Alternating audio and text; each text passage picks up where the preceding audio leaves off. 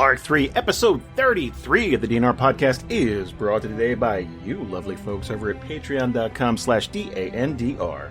That is the place to support the show and help us do what we do each and every day. Also, we'll be uploading a lot of extra content because we are almost at the end of the arc. So swing on by patreon.com/DANDR today.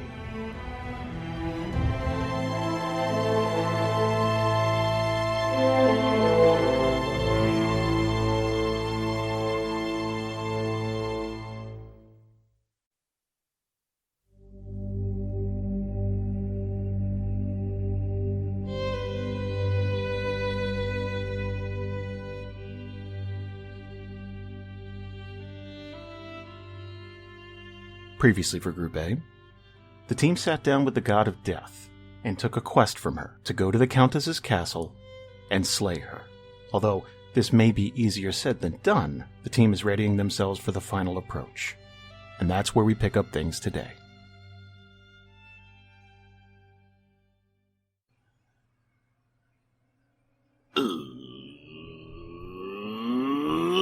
Let's do that thing where we go around the table and introduce ourselves. I'm Jason. I'm the Dungeon Master. Going around the table, starting with Robert. Hey, it's Rob. I play Skalnar Hisk, the Dragonborn Paladin Rogue. And Kelsey. I'm Kelsey, and I play Aster Fainriel, the Elven Archer, for at least one more episode. And Michael. Hey, I'm Michael, and I play Amvin, the half-elf wizard, who is determined to not die. And you know what? Honestly, if anyone's going to live, you would be the Steve Buscemi in this group. Like, you would just... Heck yeah. You would be... I don't tip. I don't tip. Why am I Mr. Pink? Xavier. Hello, I am Xavier, and I am playing Donovan Weiss, the human paladin of Valandra. And James. Hey, it's James. I play Masoka, the slowly dying half-elf rogue. And last and certainly not least, Susan. Hey, I'm Susan. I'm playing Madeline Rewin, the human soon-to-be revenant cleric. Oh, I can feel it in the air tonight, guys. We've been training. We got that Rocky montage going. This has been like 3.5 years in the making. It's rare for us, but there are these special nights when it all kind of just gets funneled into one encounter, one maybe one roll of the die. We don't know yet. But I wish you all the luck in the world tonight. You will be facing the Countess. And we have a few things to wrap up in the town of Durnhollow before we go get into that. I guess my first question to you guys is, how would you like to start? How are you spending your last night in Durnhollow? Well, it's a week, right? For what? Because we're slowly dying? Well, okay. Other than slowly dying. Little thing. I didn't know if you wanted to do that in town or take it on the road. I didn't know. We could have done it in the Divide. You could die wherever you want. I feel like going to the Divide, across the Divine is not... Wait, is there a definitive timer on this? Yeah, well... Or is it like when we just happen to die? Or are we actually dying? You're dying. Yeah. Oh no, that's what I thought. Yeah, no, you're the timer's a ticking, and it's basically like, oh man, what should we do? Oh, you know what? The Oscar-winning movie Countdown. Like it's kind of different for everybody. So like, but it's basically a week. Yeah. Well, I'm sure everyone's going to agree. And how many days has it been? Yeah. I'm going to level with you. You know what? You and Maddy, give me a con save right now, and I'll tell you exactly how much time you got left. You did. You died yesterday. Did you know? Oh, God. Repo Men came and took your hearts. I'm more dead. Maddy's got maybe a day or two longer than you, but you're both on the way out, so it's fine. You're keeling over right now. Well, Donovan would make sure to make the point that, like, he want you to. He knows you're not dying permanently because of the circumstances, but he's like, let's all take the time we have to prepare and for you two to enjoy the next few nights. Just go have something good to eat, something good to drink, sleep well, take care of each other. Let's all do what we have to do to get ready for this. And then when you two are, he's going to do air quotes back, then I think we can go. I have a semi-crass question to ask, but I feel like since this is the finale, this is all about closure. I need to get this out there. So you guys, you're coming back, and the Revenant lifestyle was described to you as not being able to enjoy things, not being able to, food, drink, sex. So while yes, you are going to die. Is this a thing where maybe you guys get a separate room? Maybe you just, whatever. I don't know. I'm just asking. Well, how long have Maddy and Masoka been a thing? In game? Yeah. Jesus. I would say at least. Well, let's see. When would you say it was official? Somewhere back in Aubrey, right? Yeah. The first time. Yeah. So, yeah, okay. before he died, right? Or after he died? No, before. Before, yes. So this is... Yeah. Like, at least from the kiss. Yeah. It's like 2 to 3 weeks, I guess. Well, it's long enough. I mean, it's been about a month, like full on, like because okay, think about it. You had to go through the divide. You met the Countess at the beginning of this arc. It was last arc, and I always go by the rule of accelerated timetables based on life and death situations, right? Like, a few weeks would be maybe taking it fast to some people, but if you could literally die tomorrow, and hell, you guys are, YOLO. Yeah, if the ramifications were clear of becoming a revenant, then I think Masoka would want to experience it as much out of the relationship as he could. Well, I actually had something planned. Oh, okay. Conversation. I wasn't going to go into and then she takes off her tongue. Well, I mean, if you guys have a scene and you'd like to play,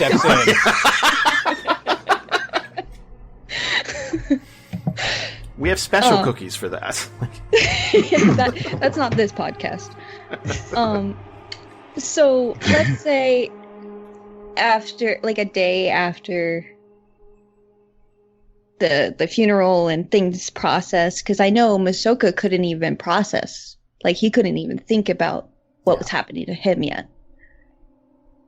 So he was. Yeah.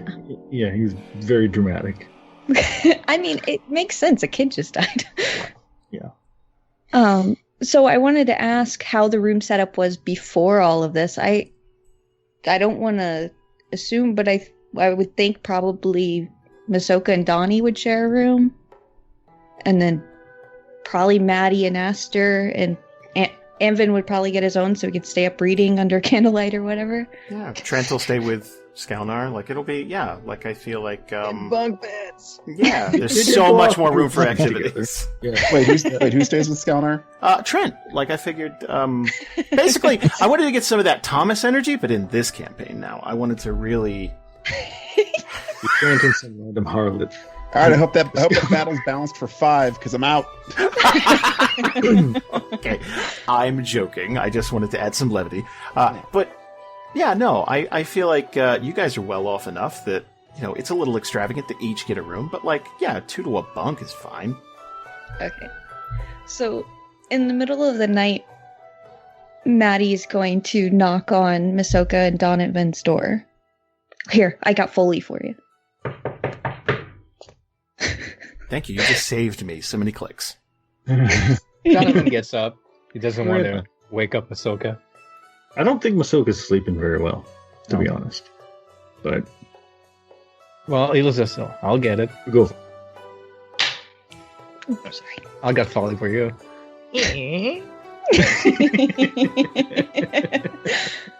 So Maddy's going to be standing there in her nightdress, and she looks nervous, but she's going to see Donovan and go, "Hey, can I talk to Masoka?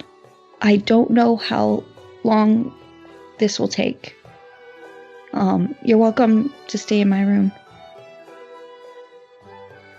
Hey, Maddy, good timing. I was just going for a long walk. I hope you two can talk it out.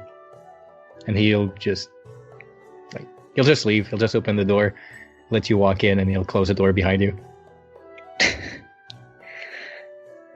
So Maddie's gonna lean against the door and fidget. And usually she's pretty in control. And then she's gonna look up to Masoka. Sorry. And then she's going to look up to Masoka. Okay, I have something to tell you, and I wanted to get this all out before everything, okay? So, with everything that's been going on with Ubo, with Clifford, we haven't had time since Aubrey. And we're dying. We're going to die. Yeah, we're coming back as revenants, but we're gonna die. But I wanted you to know that I couldn't imagine going through this with anybody else.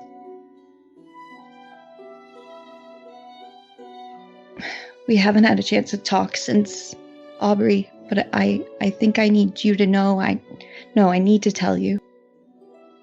I love you, Masoka. Yeah, I've been thinking about the same things. I mean, you're right. We really haven't had a chance, and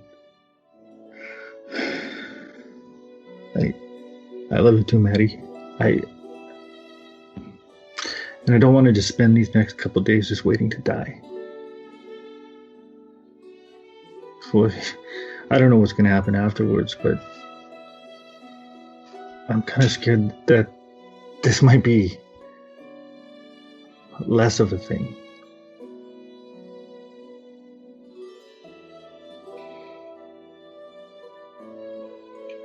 Yeah. I don't know what it's gonna be like after. But I'm glad it's gonna be with you.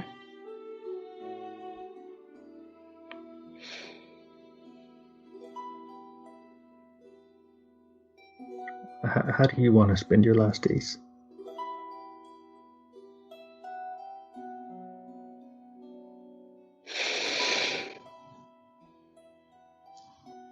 Honestly, not thinking, not doing anything. I feel like we've just been going. So if we could just be together and relax. Yeah, I think that's all I want.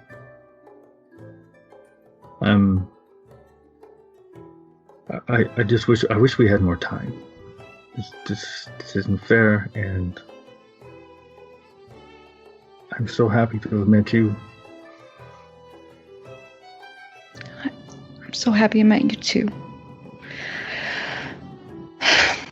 Let's not think about tomorrow right now, okay? Okay. And then we want to end scene here, and the curtain fades, and Well, we don't know what's gonna happen. Yeah. You have to at least give us a hint. Donovan's just waiting on the other side of the door. We'll let fan fiction determine that. Okay. Oh, that's okay. Be careful, because that's how you get goats. Hey. you. The chat here is. I know. Vampire You guys. Revenant babies, come on. You guys. How are we supposed to conconcentrate with this? You're stuff right. going You're right. It is a in my hostile work peripheral? environment. Honestly, you guys did I'd like to amazing. file a complaint.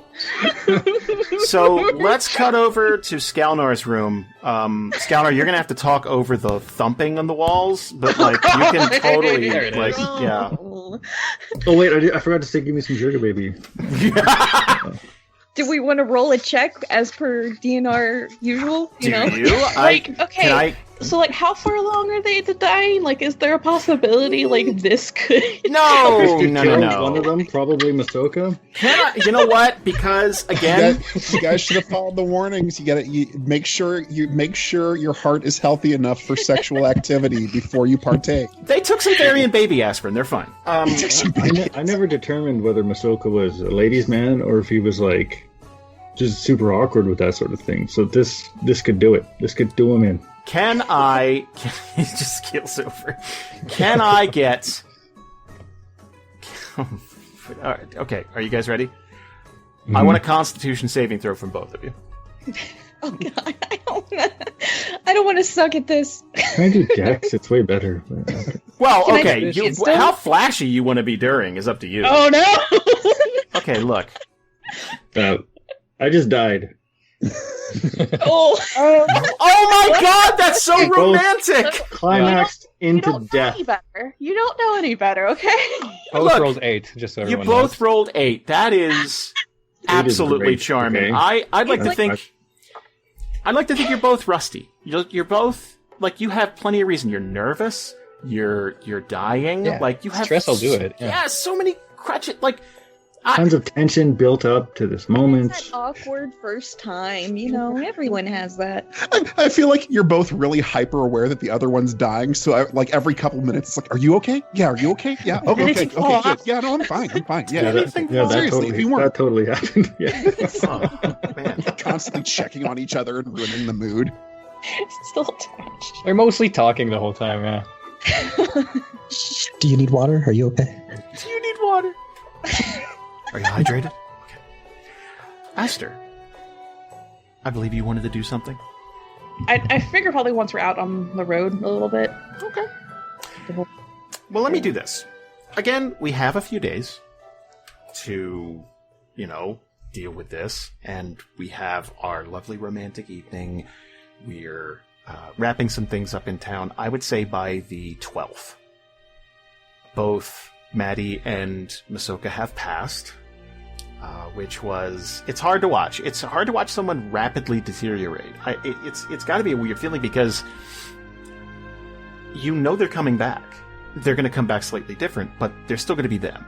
They're not zombies. They're not they're not possessed or anything like that. They're coming back as them. It's just. So there's no personality change or anything. It's just no. You're still you. Everything's a little lackluster. It's it's very sepia tone. It's like a strawberry.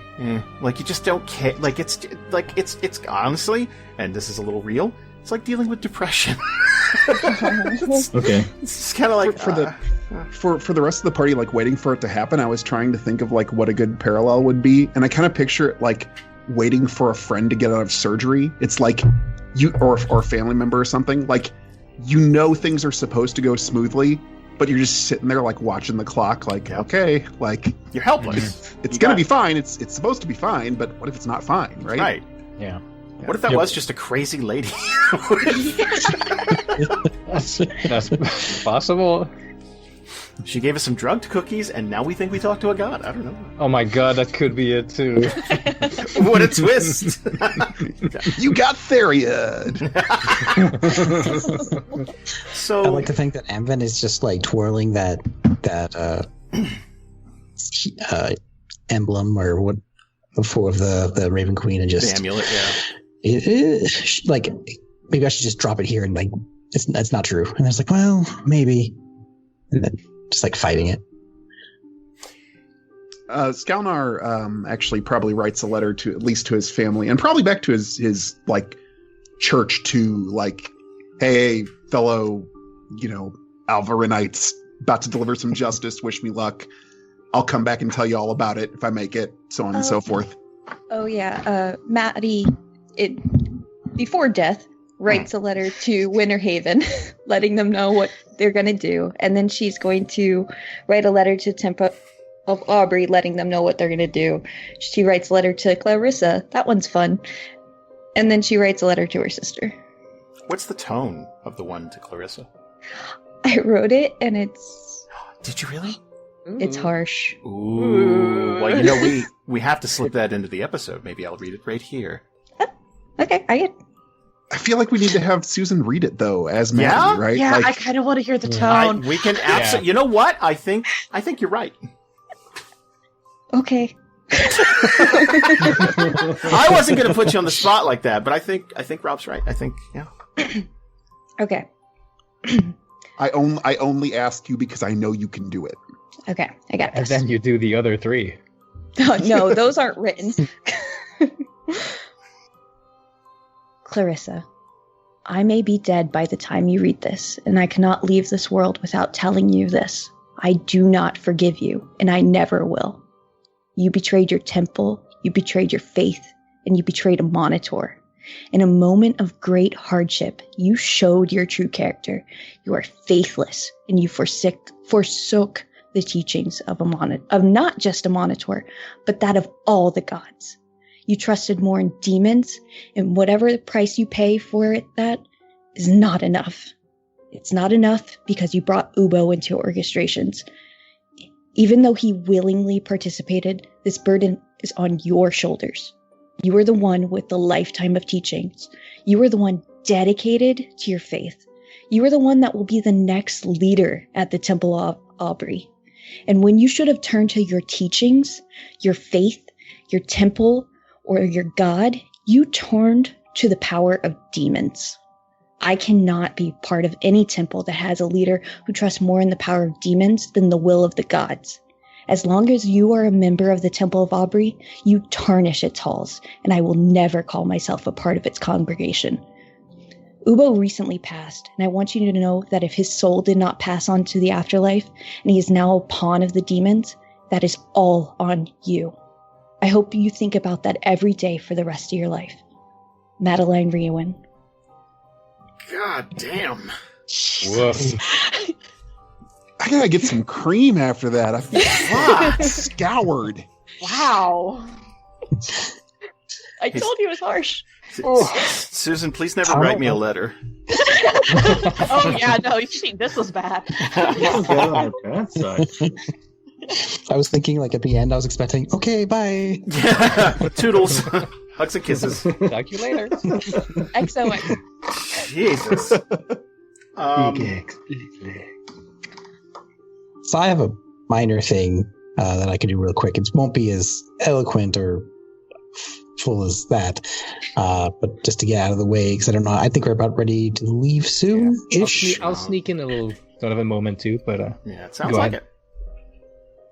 Yeah. So a night or before we leave, or a day or so before, Amvin takes all of his notes for the gate, the battery, all of that information, puts it into a package, and binds it, and puts he actually is going to cast a spell he's never used but had forever, is the illusory script spell, which makes it look like the contents of all of this is really just his like logbook of, we traveled to the divide. It was, bark and like very like log note event kind of things. It looks really boring. Mm-hmm. But for Malchus and certain people in Winterhaven, it's actually can see what the contents are. And then I wanted to know your thoughts on if I could do this. Do you remember that lock I put back together on the plague casket? Yeah. Since I memorized that, is there a way I could kind of do that and put like an enchantment on it that like, even if this is going to go to Malchus and them, they can't actually open it until that is like unlocked, which is only going to unlock when I die, because then it just fades, because I don't want it to be as powerful. I'll allow it. Awesome. And for those that want to know, there's a note on there saying that it should go to become the freedom of gate travel for the world, and not to trust to giving it to Umaniro. So you're all getting affairs in order. Like, this is like very clearly like just in case. Holy finale shit. Yeah. Yeah. Aster's gonna send a letter back to the Evergreen for sure. Also, I think we should talk. Were we gonna do something with the herbs that we got? The healing plants. I mean, I believe you're going to send them back to Aubrey? Yeah, at least like a portion of them. But yeah, we should say that. I mean, Maddy was writing a letter there anyway. You got post going out, so. Yeah, because I know that was one of the things that could like help Father White and stuff. Yeah. So we got Trent running errands for us there too. Yeah, he's our gopher. I think he was happy to do that because it's the opposite direction of the sewers in that city. Like, oh, and just so we don't forget, and this doesn't seem like a retcon if I use it, I set up the sanctuary for Word of Recall in Dern Hollow. That's that teleportation spell. Mm-hmm. I'm aware. How does it work? How does it activate? I know everyone has to be touching me or within 5 feet of me, so we probably come up with some sort of phrase or something. Banana. Oh, and it's just voice. But it does take time to set up. I have to designate the area at least 24 hours before.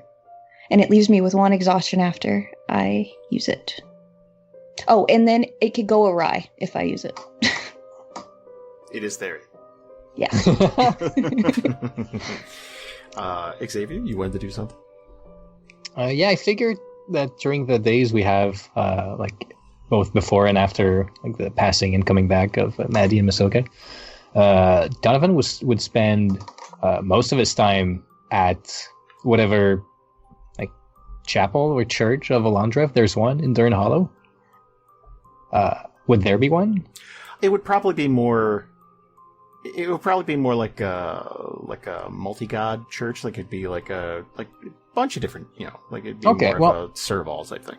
It's kind of good enough. But I'd probably go there the whole time to like introduce myself and talk, like just do a whole info dump of like what happened, and that like he just has like a power in him. He's not aware of like this, like the words, the prayers that people say when they cast spells. So he'd be like studying that. He'd probably ask if there's some specific like little travel Bibles that he could like borrow or buy to like freshen up on the prayers. He'd probably ask if he could get like outfitted with like, Alondra symbolism or whatever. Definitely needs a symbol in his shield. So that's a purchase he does, because he can't be holding an amulet. He needs a shield with a symbol on it. I'm sure we could get that done. By the way, the printing costs for every like motel, like if you open a drawer in any room in the Honest Harlot, it's like 12 travel Bibles, like dedicated to each god, and like it's a lot. Like, good. Well then, I guess what I want out of this is, I don't know if I can roll on your table like town activities for religious service, I think it was. Yes, you can, Xavier. Because I think that would be fun, because I don't think we can resolve whatever outcome comes out of it if it's like you make an enemy. Like, that's Arc 4 stuff. But it's like, yeah, fuck you. Yes, we absolutely can do that, of course. Because I would love that. Well, let me cue that up. You threw me for a curve there. I wasn't ready. I want to use your tables. I would have cleaned up if I knew company was coming over. All right. So we are religious service. So obviously this is one of those that the more you do it, the more you build up a reputation in town. But let me ask: is there a specific outcome you're hoping for? Just getting in touch with Alondra more. Okay. So this requires no gold and 5 days of free time, which you have. Okay. So this is great. So all you need to do is give me a religion check right now. Not great. Okay, here we go. Here we go. We're going to see. Ooh. Wow. 19. You're going to earn 1 favor from the clergy here. Like, you've been such a help. Like, you have just been so helpful here that you've honestly made a little bit of a name for yourself. You're like, yeah, I mean, if you want to volunteer, that's fantastic. I need you to do one more thing for me. Yeah. give me a charisma save. Save. Oof. Okay. Well, there is a 7. little... So, while most of the clergy like you may have rubbed someone the wrong way. It's like, who the hell is this guy walking in stealing my thunder type of thing. Cool. I need you to just give me a flat d20 to see how this... Yeah. 12. Okay, this is interesting. Oh my god. Okay. What a gift to me. Thank you. I have an idea for what the favor could be, what Donovan would ask. Let's do it. So he explains all the situation with the Countess, so I may not come out of there alive, but if I do, and he tells that to whoever's there, but like,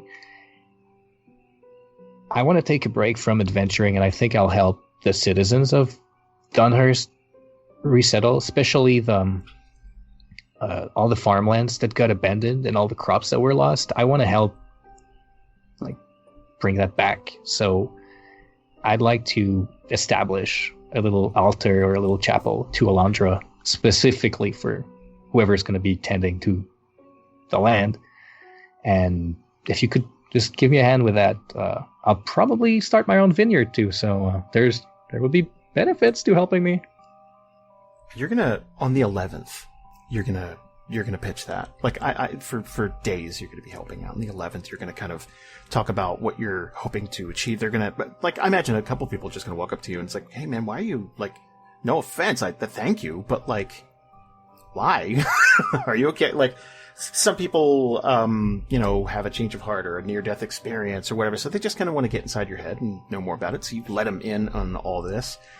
And the person you're talking to kind of, like, it's like, all right, they take it a lot better than you think. Like, you're kind of think you're laying some big revelations on them, and they're like, okay, cool.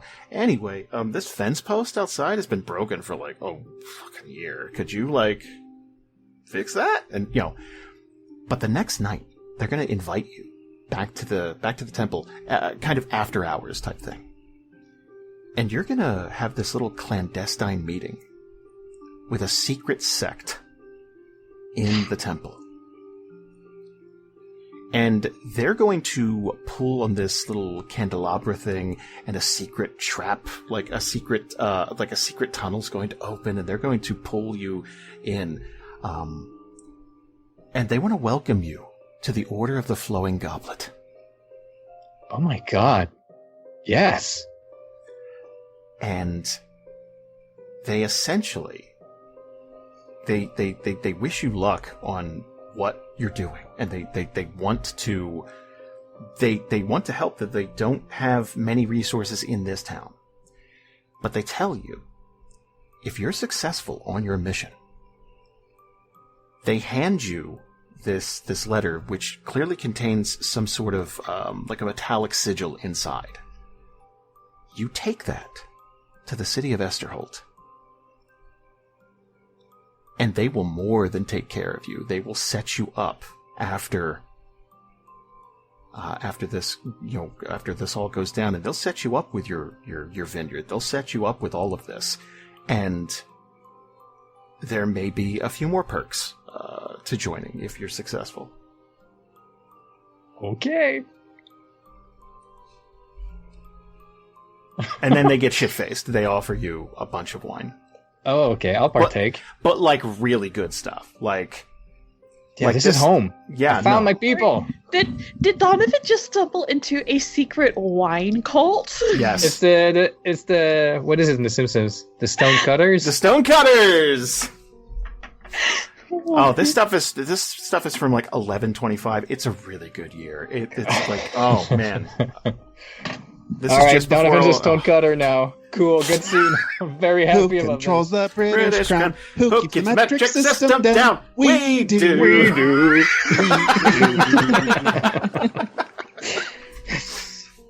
All right, Donovan can die now.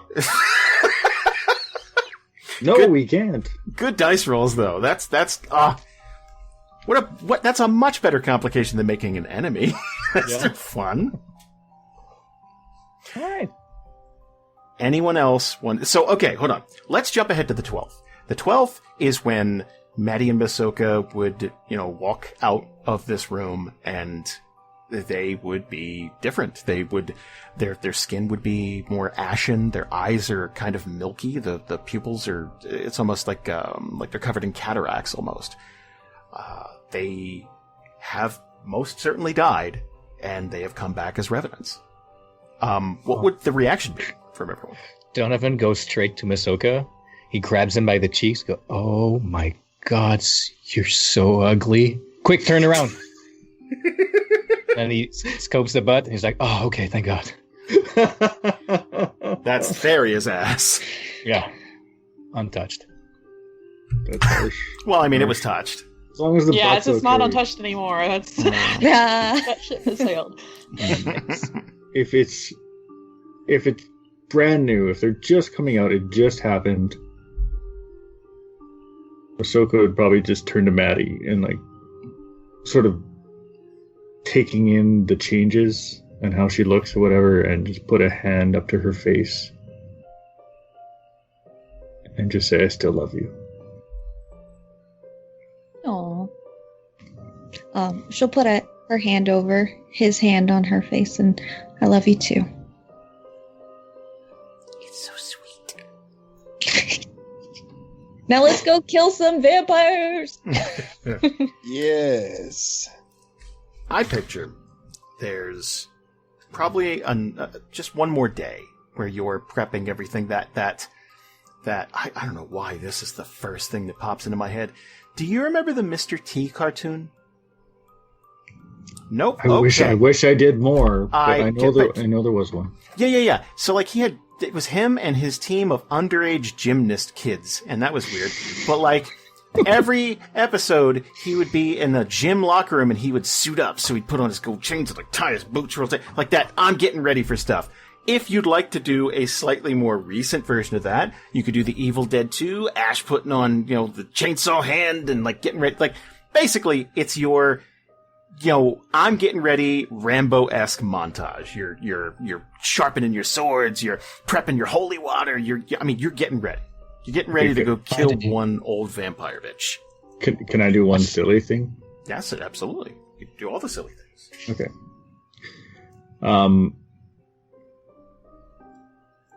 Masoka will, if they're getting all ready or whatever, Masoka will just like kind of look at Maddy and just be like, you do that holy water thing? Yes. Can you bless my blood?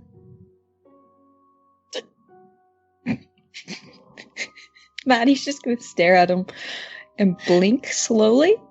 No. Think about it. If you could bless my blood, and then I get bitten again, well, then that's got to be like crazy poison damaged blood to the vampire, right? Maddie's going to take his face in her hands and then kiss him on the forehead. My love, I need to teach you about religion. No. Okay. Yeah, I don't know a lot there. Okay. It's but okay. That would be a great, wouldn't it? That would have been amazing. Okay.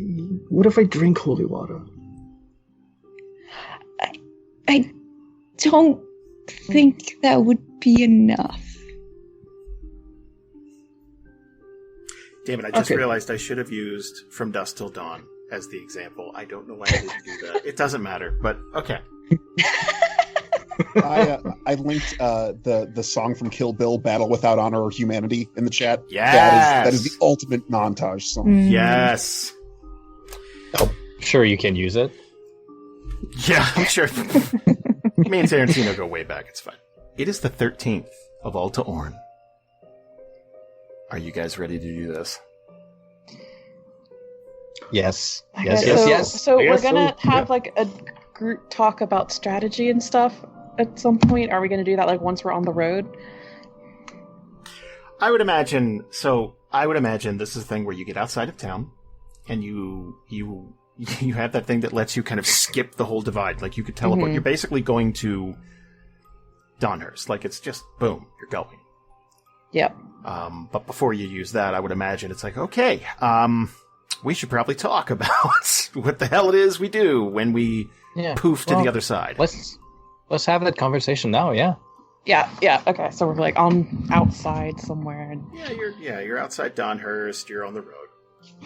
Yeah, nice little group chat.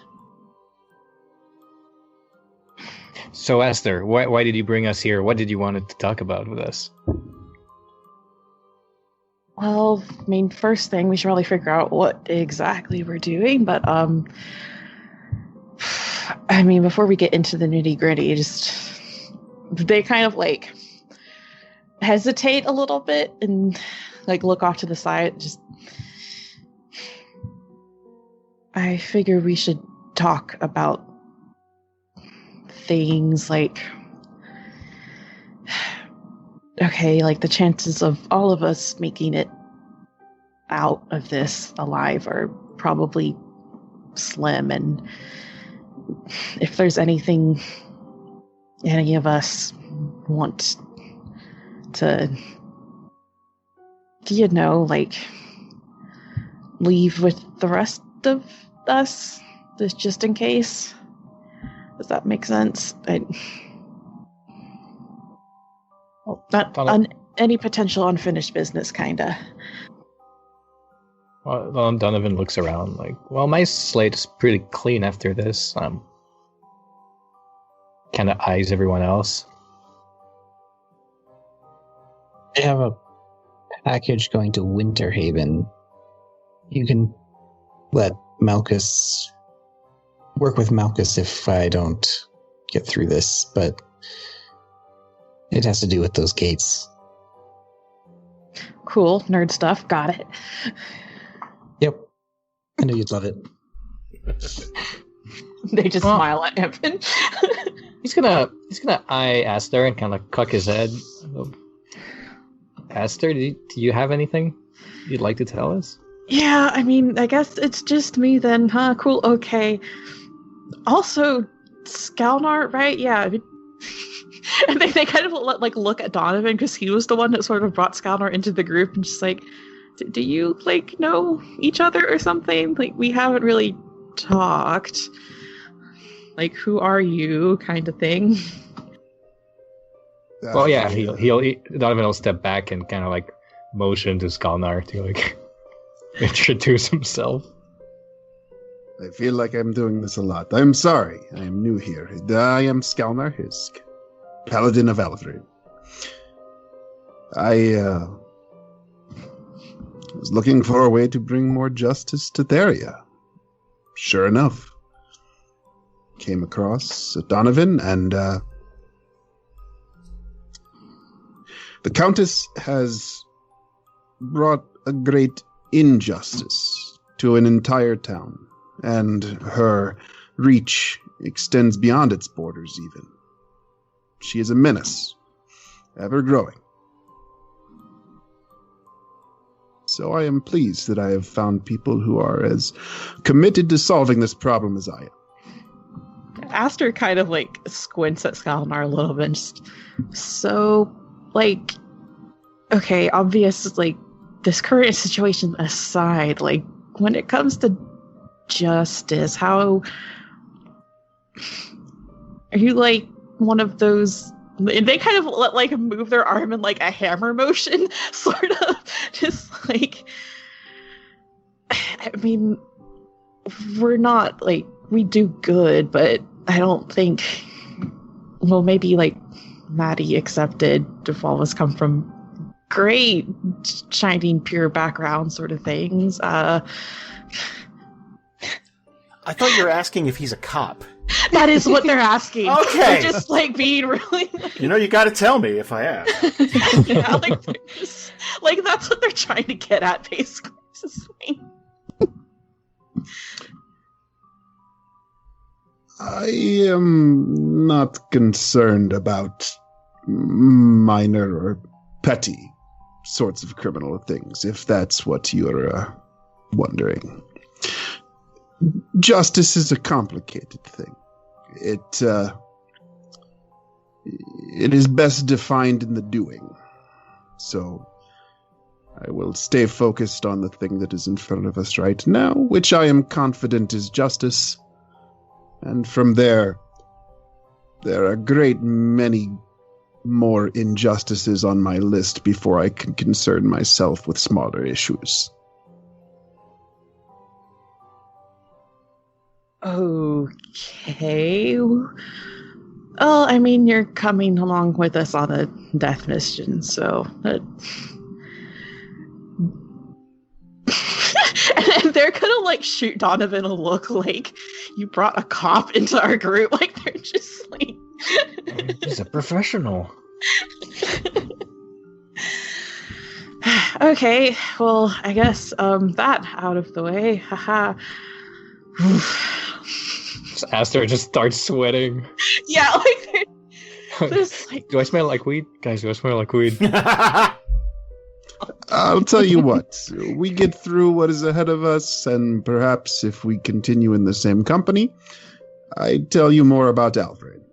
We figure out if we should continue operating side by side. Fair? I do not understand. You seem very nervous. Religion and gods. That sounds like a great time. Well, I mean, yeah, I guess that kind of leads into the thing. So, well, you all know that I'm from the Evergreen, kind of. But before then, this is the whole, like, unfinished business thing I was talking about. The reason why I left in the first place and started traveling. I'm from Brightport originally. I lived there for growing up, like a big chunk of my life. And again, they're kind of like eyeing Skalnar a little bit. It's just, it wasn't, Do you need me to walk a few hundred feet away so you can talk about this privately? I don't understand I can go over there for a little Sorry, while. just, revealing my sordid criminal past to my group of friends. And also It's okay, I understand. As I have said several times, I am new here, so I don't expect you to have perfect trust yet. I am going to go and admire the trees for a little while. You can stay. It's okay. It's Not too late, I am walking. I'm walking away. Skalnar, don't be like this. No, it's fine. Look, trust is earned, and I have been here a very short time. I mean, it's not just clearly me. making Aster Also, uncomfortable to divulge these things in front of me. So I am going to go admire the scenery, and you can beckon me back when you are done. No. Perhaps we'll build trust later. Okay, But- it won't take long. No, I was a thief by trade, okay? Everyone knows that. It's fine. We're all Well, fine. off to prison with you. That's a justice joke. I'm kidding. We have things to do. I said what? Yeah, so like same here is kind of what I'm getting at. I wasn't part of any of the groups that you got into, Masoka. It didn't. Good for you. Yeah, I mean, it was me and my sister. We were together, grew up on the streets, yada yada. It's an orphan sob story, etc. But and then eventually, like a few other kids and stuff, and we were criminals, and we were good at it. And the thing I set out on the road to find out where she went, because I kind of think I need to kill her. Maddy will raise an eyebrow. It's... I mean, there's a chance I might not have to, which would be good, but she was really good at the magic stuff, like you, Amvin. She also liked the books and things, and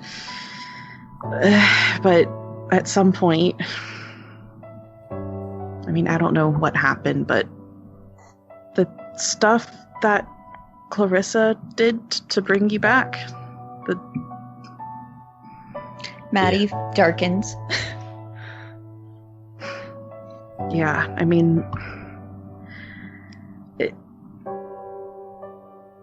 she started doing blood magic and stuff, and it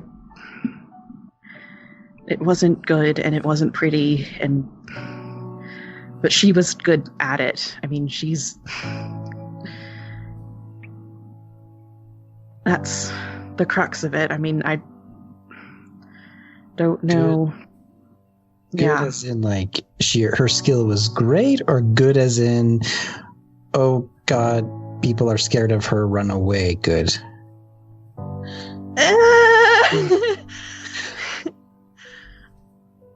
Did she hurt people? Yes.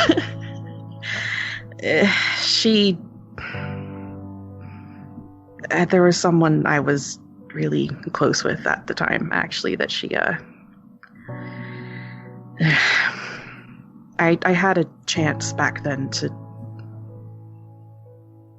kill her and end it, but I couldn't, and ever since then, I left. I managed to get to the Evergreen and find a different way to live, but I haven't been able to let go of thinking what she might have gotten up to in all these years since then. I mean,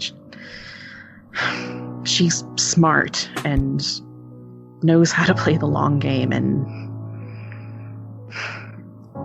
I mean, eventually she's gonna turn up in one way or the other, and based on where she was going the last time I saw her, I'm afraid that's gonna end up hurting a lot of people if it hasn't already. And it's, I mean, what the Raven Queen was saying about balancing the scales and stuff, it's my responsibility in a lot of ways, but if I don't make it out of here and you do, then someone needs to be aware of her. That Ishara is her name. Right. And I get it, Aster, but yeah. How long has it been? And they just kind of like exhale at this big sigh, like just getting that off of their chest. So they don't talk about it to a lot of people. And how long since when? Last time you saw her.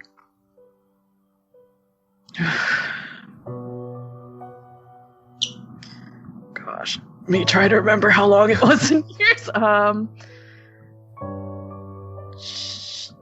Yeah, okay. If this is wrong, forgive me, because I might have said it explicitly somewhere, but I don't remember. But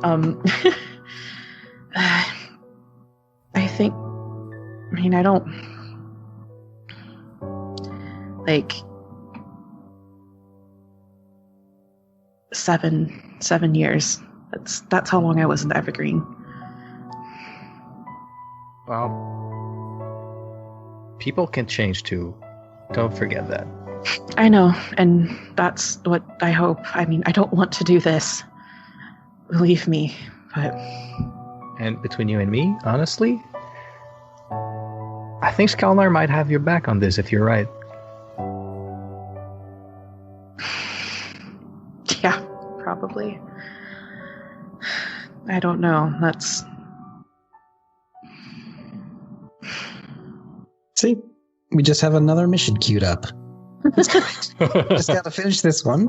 Yeah, exactly. That's... You can't fail Is that. it higher priority than the plague or under the plague?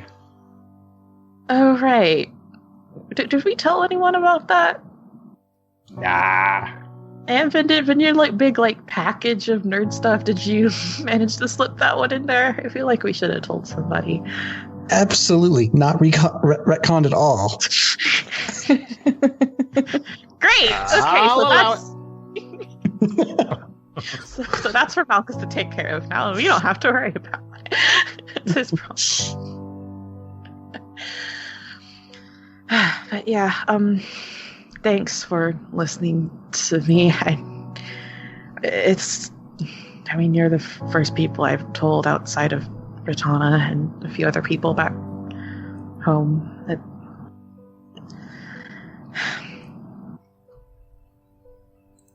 I like everyone here, and Skalnar included, even though that's...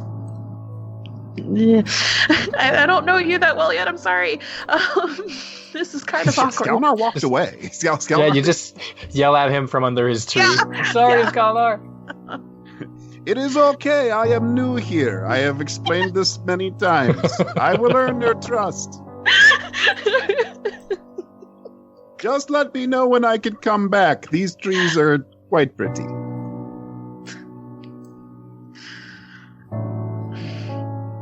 Yeah, so that's it. That's my story. I mean, there's more like details and stuff, but that's kind of the gist of it. And we're in the middle of doing important stuff, but I just thought that you all should know. And yeah. Thank you for trusting us. We'll make it out of here, and we'll put it on the list of to-dos.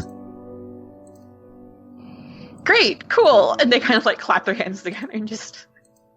So, moving on from that intensely awkward moment, we should get Skalnar back over here and talk about what we're gonna do. Yeah. Yeah. You can come back, Skalnar. Skalnar walks back over. And... Everyone feel better? Yeah, sorry. No offense taken. We're gonna talk about killing vampires now. That seems to be more of your alley. Yeah, Skalnar, you want to take the lead with your professional approach? What do you think? How do you think we should tackle this?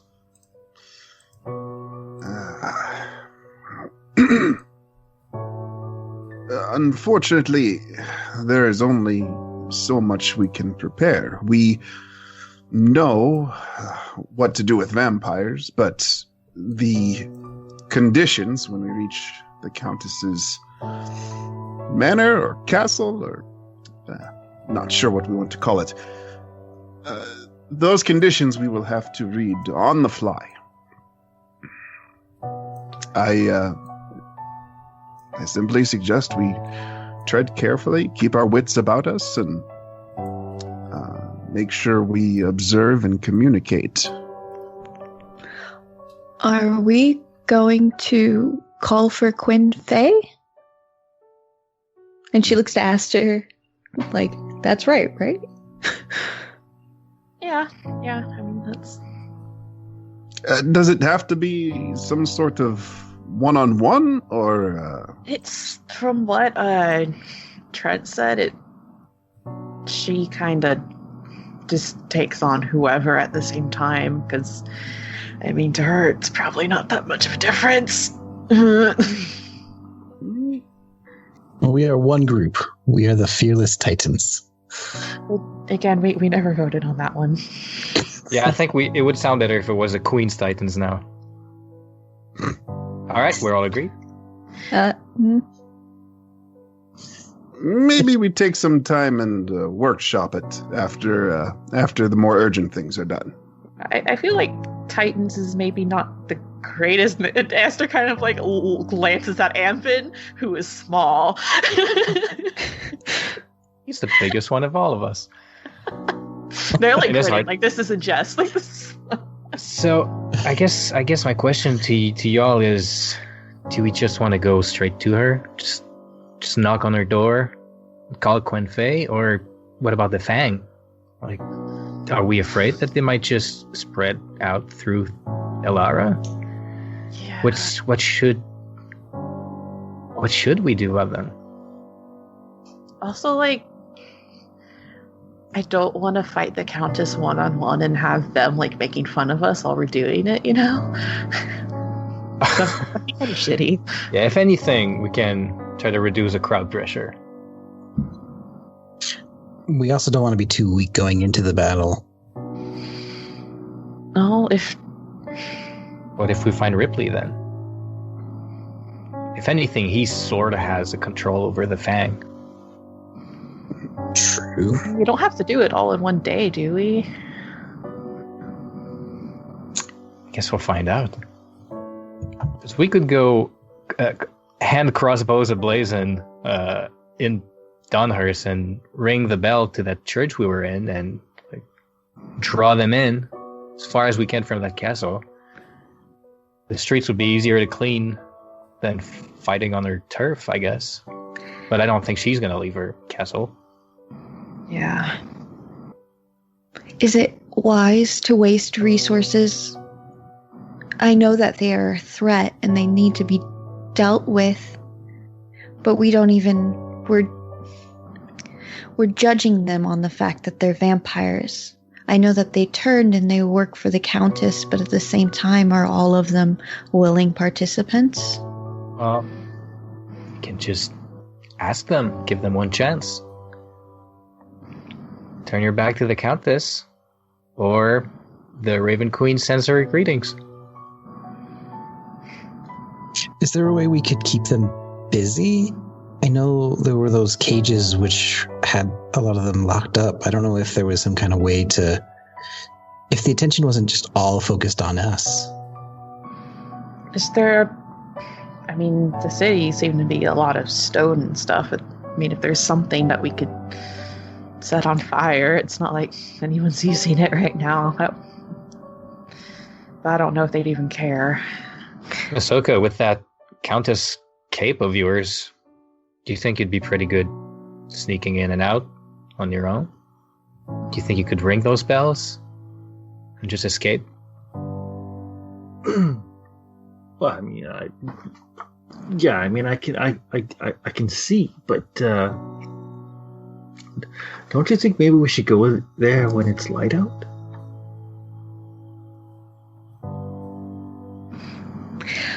Can you two handle that now?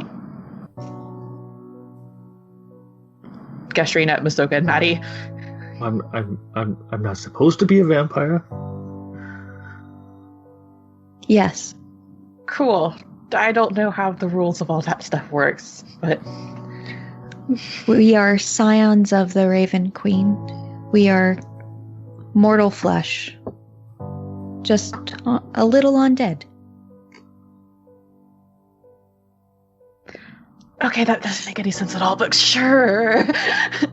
Whatever you say. Did someone show Maddy the orb of light at some point?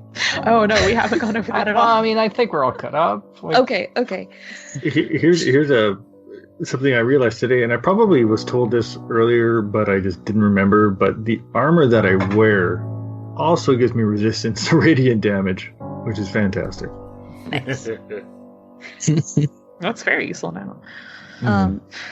Okay. Well, the retcon a freak out over the orb of light sometime last week. Maddy just horrified. Oh, Amvin probably would be too, because he also grew up there and it's like a priceless ancient artifact. Yeah, it's cracked. Yeah, good. Broke it. But- We'll have a behind the scenes episode later with all these. So I guess we have one unknown variable, which is that lantern the Raven Queen gave us. I guess we can't really make a plan until we use it and see where that brings us or what it does. And with this modified orb of light, an ancient Amonitor relic, doesn't it drive away all vampires? So wouldn't that do what we're discussing? How big's the radius on it?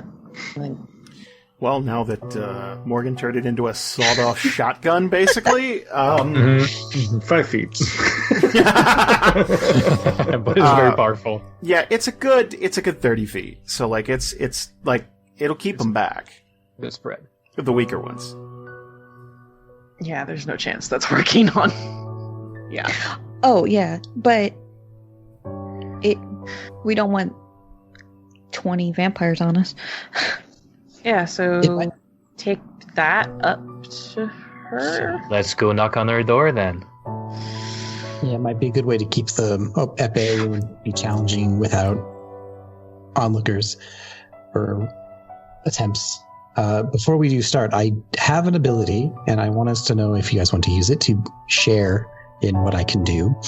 I can create a telepathic bond with everyone here that lasts for an hour, if we need it for signaling each other without having to be next to each other. But Yes. Yeah. That yeah, sounds that's exceptionally good. efficient. Very young justice. good.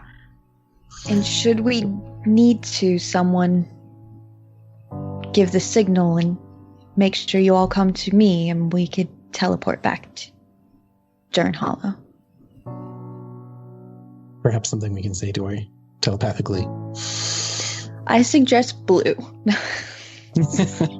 Colors are a God. bad idea. You never know what you're going to observe that's going to match it. It can really, just based on how the conversation goes, it can go very poor. Maddy, you got a pulse on your own healing abilities. You kind of know when the party's in real trouble. I think you have the better bird's eye view of the combat. You should give the signal when you're ready to cast it. Okay. But if anybody feels that we should leave, I guess we could let each other know through this telepathic bond. Yeah, and if it does come down to that and we're in the middle of combat and stuff, I know I tend to be in the back because that's what I do, but leave me if you have to. I got the best chance getting out anyways, I think. So don't wait longer than you should for me is what I'm saying. That won't be our first option, but I understand the sentiment. Yeah.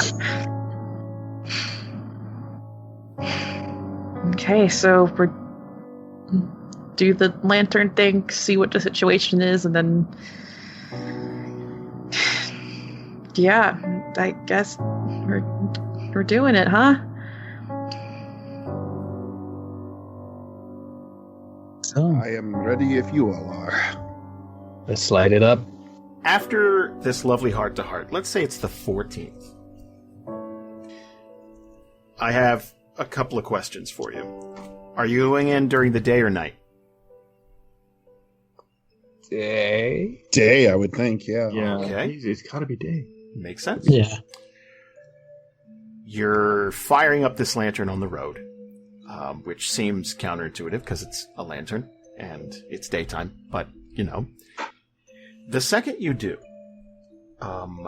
there's this smoke that kind of pours out of it, and it is going to envelop the party. And you are going to watch the scenery blur by as you zip down the road, just right through the divide.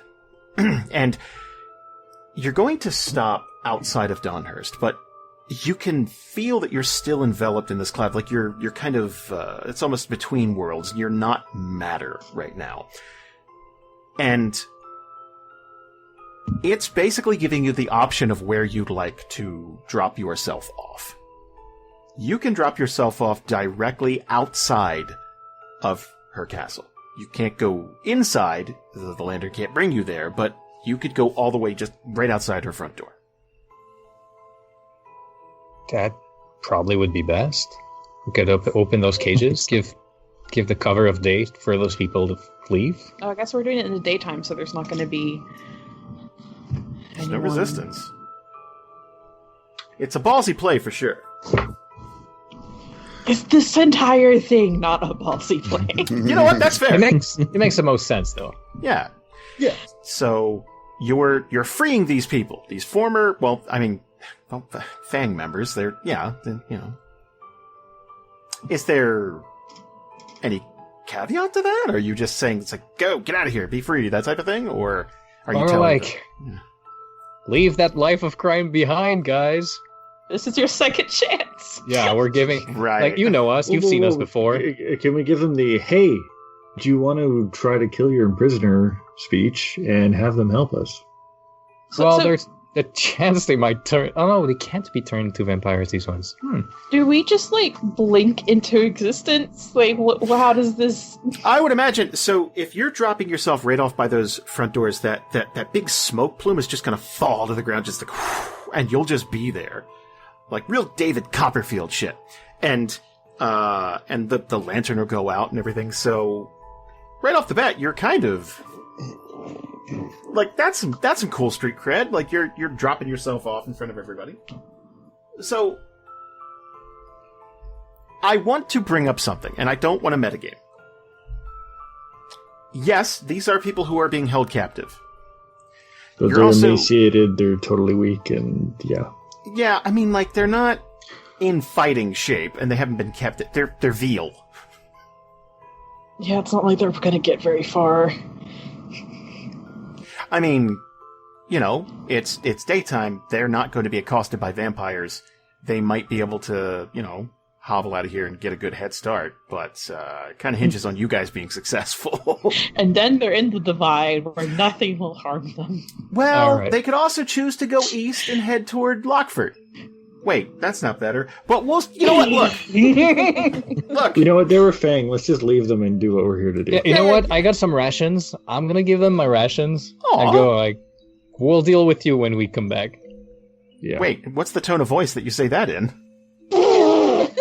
I say that and then wink. Okay. And I leave it at that. That's not. I don't think that's helping. I'm gonna be honest. I mean, if it's like we'll deal with you when we come back. I mean, you wouldn't have let him out of the cages, I guess. I'm gonna say, think about leaving a life of crime behind, and then you give me your answer when I come back.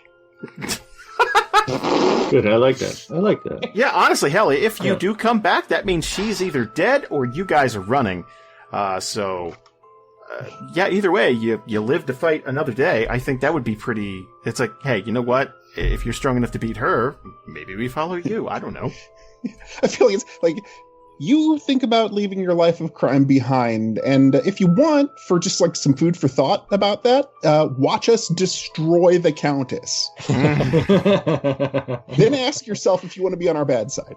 I like it. That works. We have an army after this, once they're nourished and all that stuff. Yeah. Army's a strong term, but sure. I'll put a pin on that. Posse? I keep picturing the kids from Raiders of the Lost Ark, like, or the Temple of Doom. Like, I keep picturing those kids. Like, they're like, you know. We have Goonies. Goonies. We're Goonies, yeah. Hey, you guys! Think about it. Did you give him it's our time down here speech? And then maybe that will, you know. So what, you knocking on the front door? What are you doing? Just before we do that, in the chat, Amvin says he casted his telepathic bond spell when we arrived. Sure. I'll add to that after he does that, Donovan will make them come here gesture to Maddy and Amvin. Like, come here, come close, you two. And he'll like huddle up with them as if it was sports. And he'll say, I love you both to death. And I think you two need whatever divine help you can get, as well as myself, to get through this fight. So let me try this new thing I picked up. And he's going to cast the Aid spell. And Aid is going to give Maddy, Amvin, and myself 5... it's going to increase our max hit point count by 5 hit points. So that means 15% of your whole hit point value, Amvin. Nice. And so we can like probably just put that in temp hit point, just put a 5 there, but it can be healed because it's your max HP that goes up for 8 hours. No concentration or whatever. I mean, you don't even have to put it in your temp. Put it in your... Yeah, I guess it's the last one. Yeah, like, one way or another, we're going to figure this out, so... Wait, I upped mine. And then that works out, because Maddy, thank you, Donovan. Also, I wanted to do this. And then she's gonna put a hand on his shoulder, and then she's gonna like mutter some phrase, and then you'll feel something. You'll just feel the spell wash over you. But she casted Death Ward on you. So for the first time that you drop to 0 hit points, you instead drop to 0.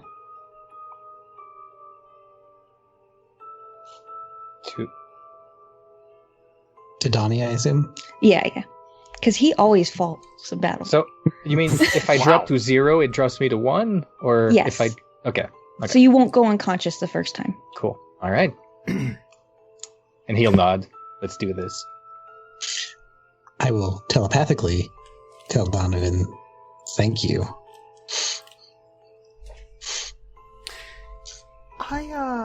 One more bit of levity before we move on.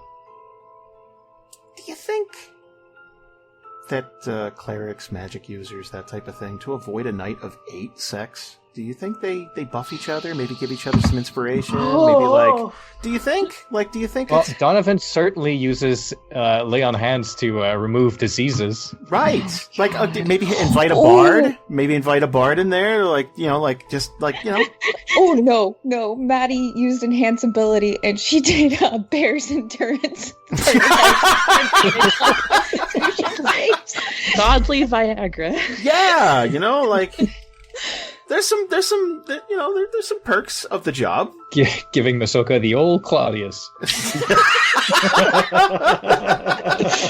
Nice. That means Maddy weighs 8,000 pounds during sex. Is that in large person, or are you just happy to see me?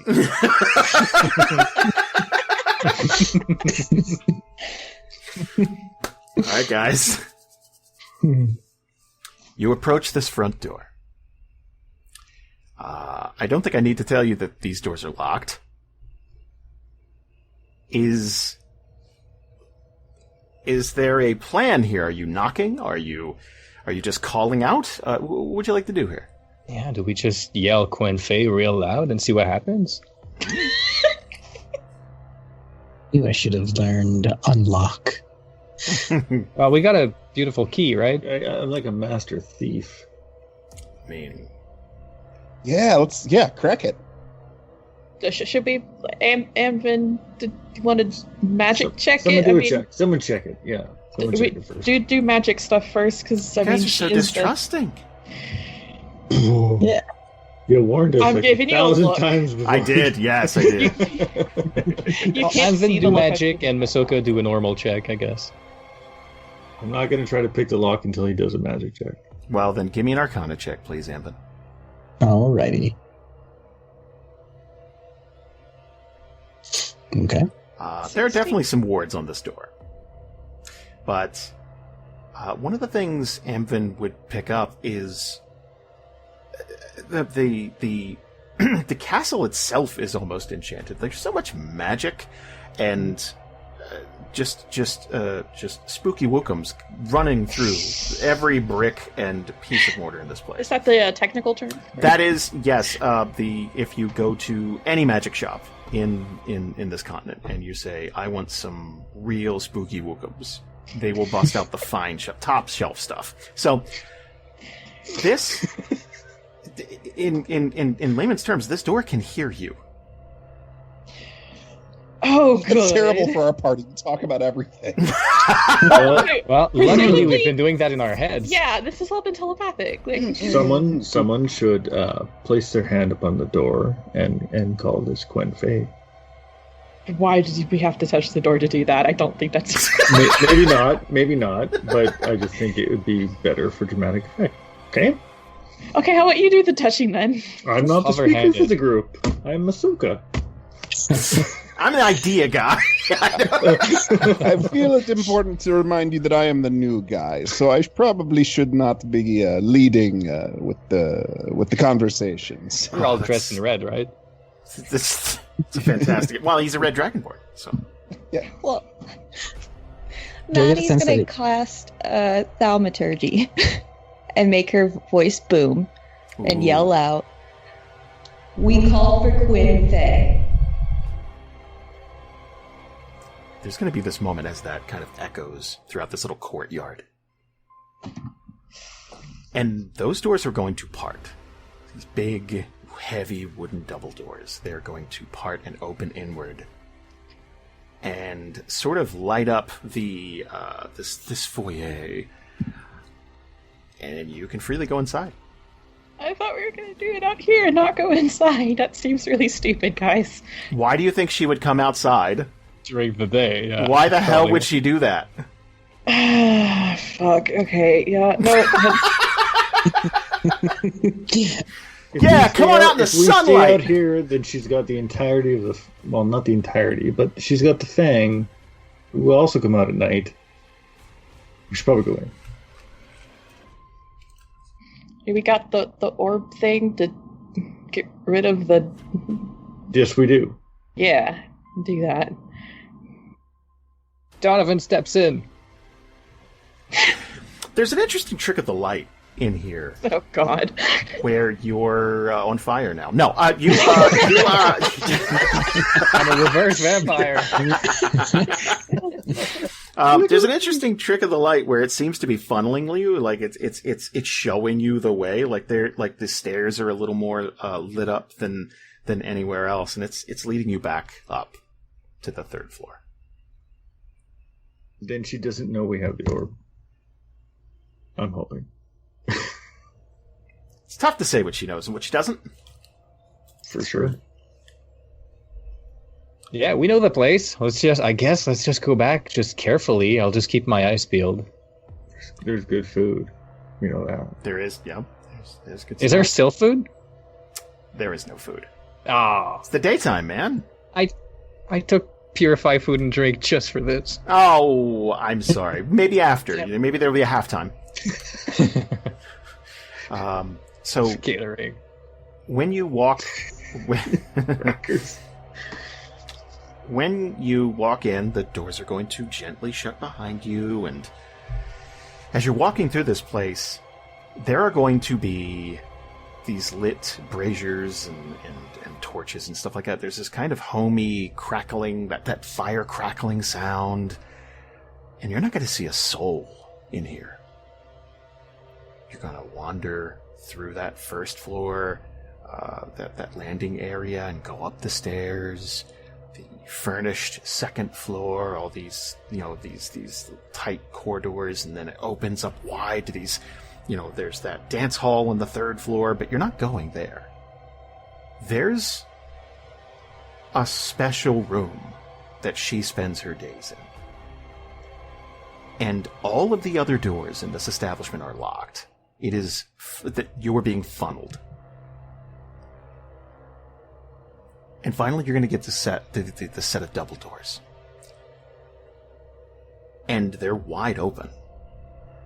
And you can see the Countess standing in this large open room. There's this massive carpet that covers the entirety of the floor, and there's this huge crackling fire, and it's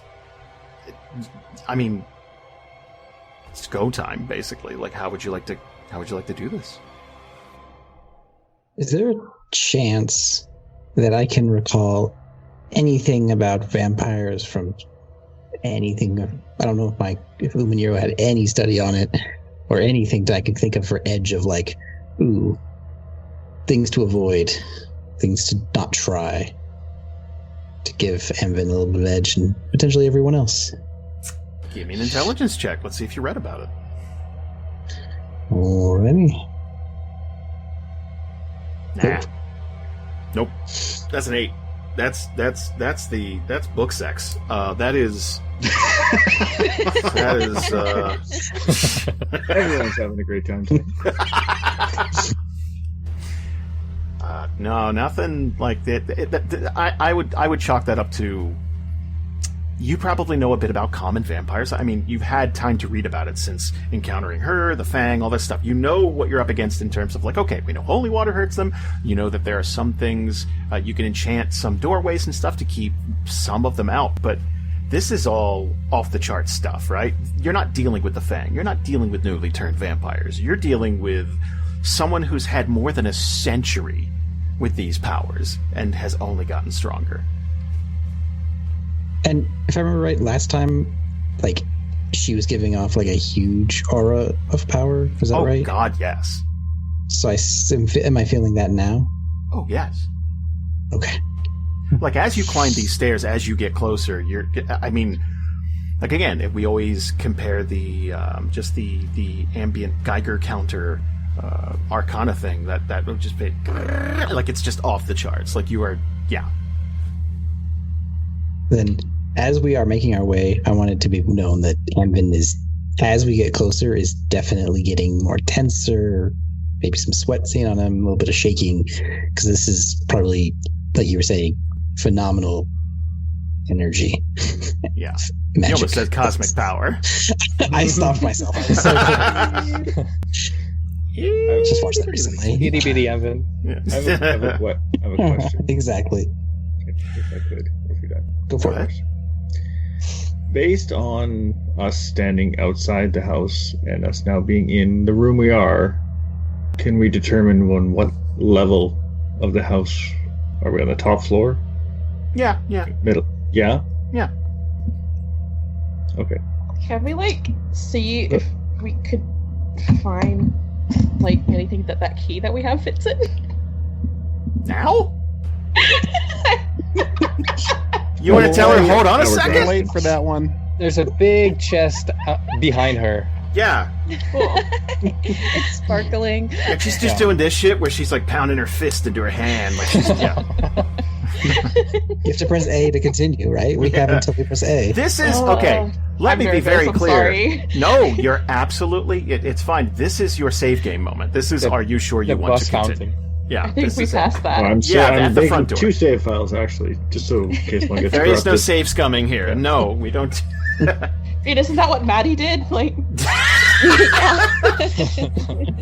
doesn't All right. get this time? We just try again. I don't see what the.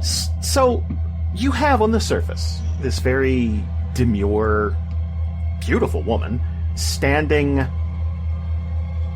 with this very regal air about her, like chest puffed out, back very straight, wonderful posture, and seemingly not a care in the world. Like you guys are getting ready for a dinner party, and she is standing in this room, waiting for you. Unless anyone else does anything or says anything, Donovan would probably take a half step and gulp audibly and say something. What would you say? Okay. I might do something after, but okay.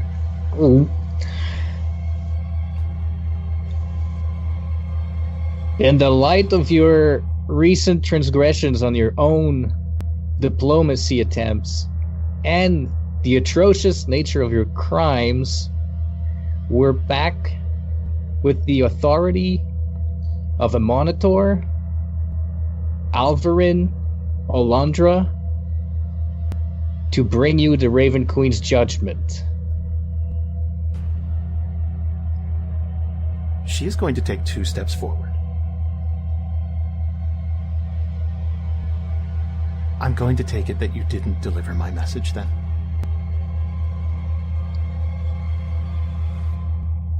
Well, we intercepted another one of your messages on our way there.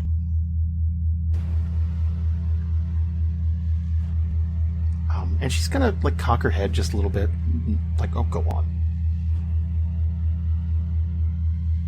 What you told us was that you wanted to rule over this city, and just like any other ruler, just get along with the rest of Ilara. But here you are, just sending your goons, shaking down people from neighboring towns to see where there would be some give.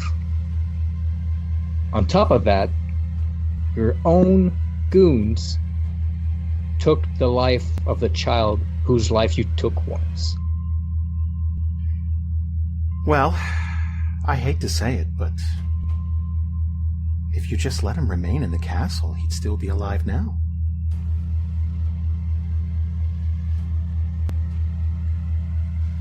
And, there is a great distance between, the entire length of this massive room. There's a great distance, and, I imagine your voices are kind of carrying and echoing just a little bit. And she's almost not even looking at you half the time, checking her nails or looking around, kind of just disconnected from this conversation. And there's going to be after the line about Clifford. Are you sure you want to go through with this? And she is going to lock eyes with you, specifically Maddy, because she's the one who called it out. Unless there's another way that you're going to give Donhurst back to its citizens and just stop the madness you're spreading. Oh, my child. I'm afraid you're coming in very empty-handed for a negotiation.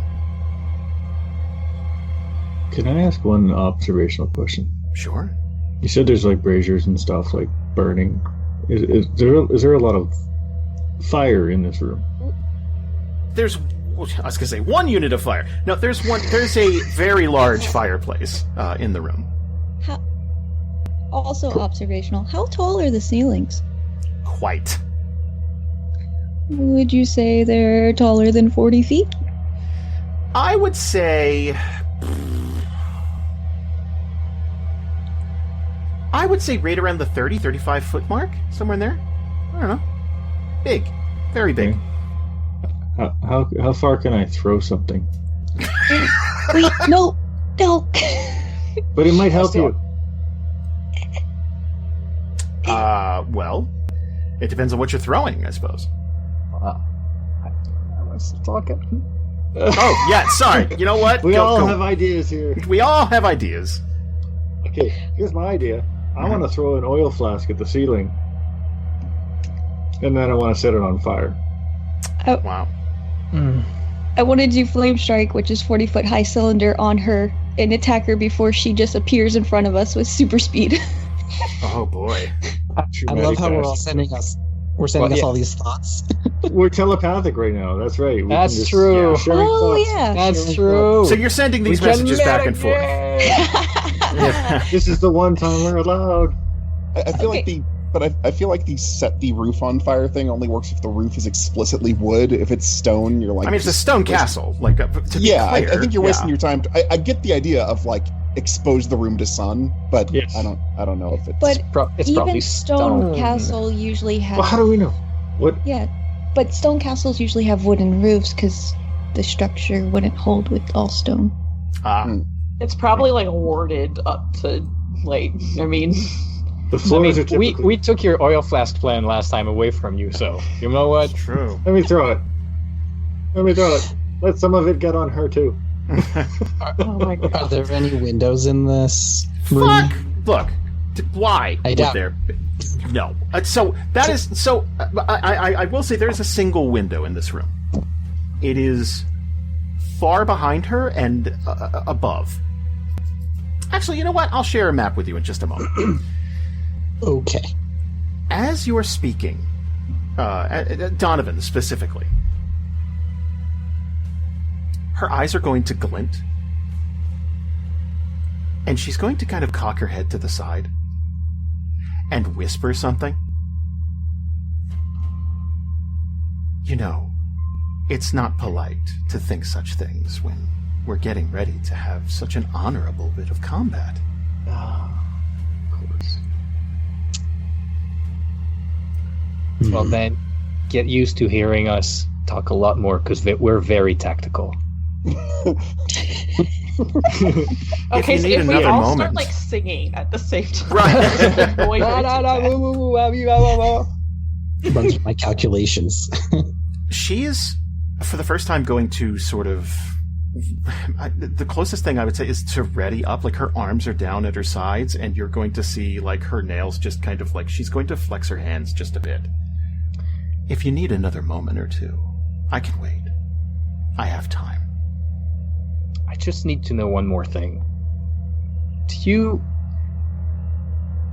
enjoy all this cruelty, or are you just oblivious to it?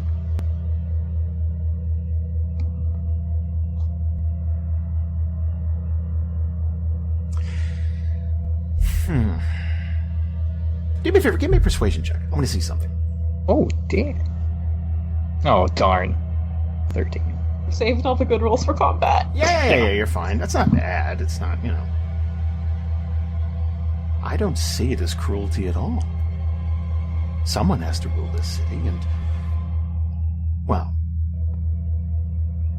why not me? If you're talking about the boy, I would put that more on you than me. At least he had a future here in the castle. He lasted, what, a week with you? Don't trigger Masoka. I'll tell you what. It's been quite some time since I've had a bit of fun. I'll let you have the first shot. And her head is going to lower. I'm warning you, though. I would make it count. S. What do we got? Fireball? So, I'm gonna cast Confusion. Okay. Do we need an initiative order? Do we need a? Do we all need to get okay. surprise Here's the round? thing. I'm gonna get no. We get our one of first you just attack, gets to right? take a free shot. Oh. You can all roll for it if This you is want. cool. I mean, confusion is as good a way to start as any, right? Like if it hits, it's real helpful. Yeah, I mean, I don't have a lot of hope in it, but Do it kind of vampires helps not gauge. have like a thing against that sort of stuff? Yeah, she might have like what do they call that? Epic resistance, where she can like a few times per battle autosave or something. But I don't. We burn one of those if she has it. There's some kind of like epic resistance thing that like boss-like creatures tend to have. So maybe she has it, maybe she doesn't. I don't know. But we don't know that. It's true. Yeah, and it's usually not like. I mean, again, who knows how Jason's running it, but it's usually not like outright unlimited in the monster manual. So. I mean, that would be cheating. Yeah, which Jason explicitly didn't tell us that she would do anything, right? Yeah. There's lots of ways to cheat, guys. It's okay. How do we cheat? Are we?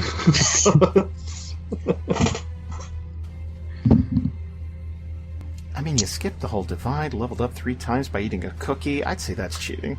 That's pretty much cheating. You got to enjoy that for what, That like was an episode before we Divine die? intervention is totally different. Totally different. Someone's got to pull the trigger in this Mexican standoff. All right. Like, nobody go up close to her. That's the only thing I say. Who has ignite brain? I think that's Well, Amvin.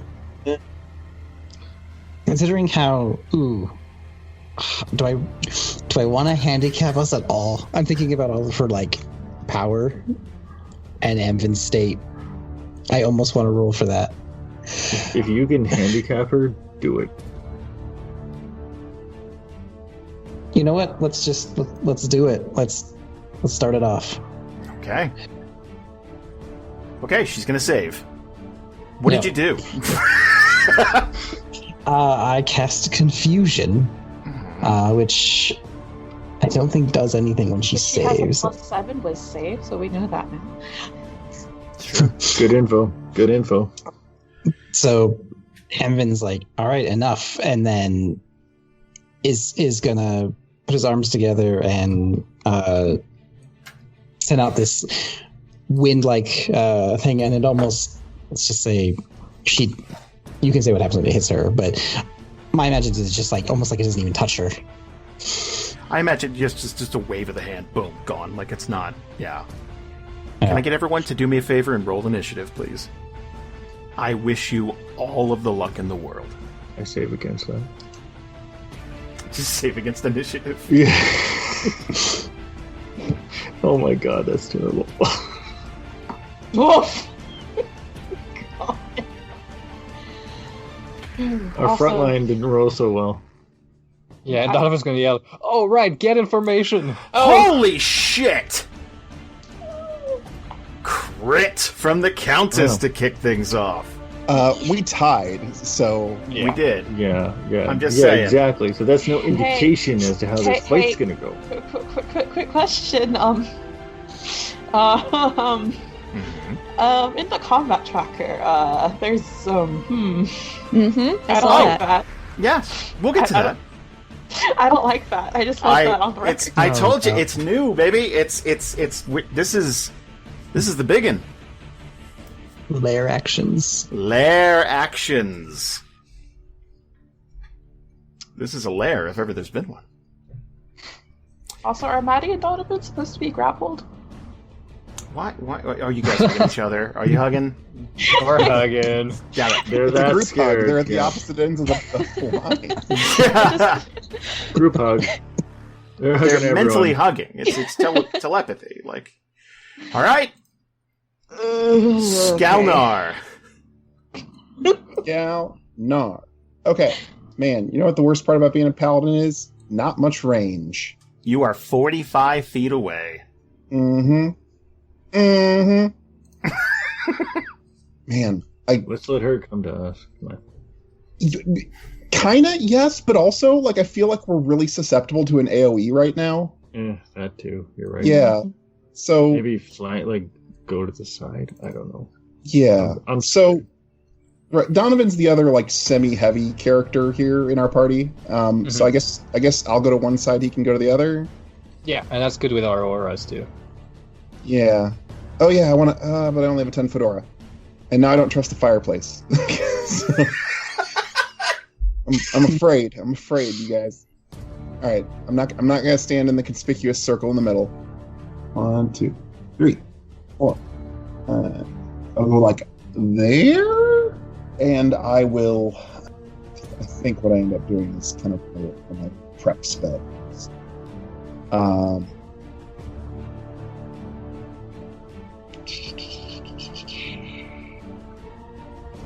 Okay.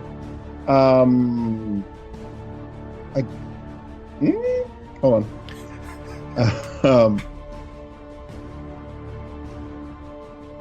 Oh. I cast protection from evil on myself with undead as the subject. Want to read that out to the party?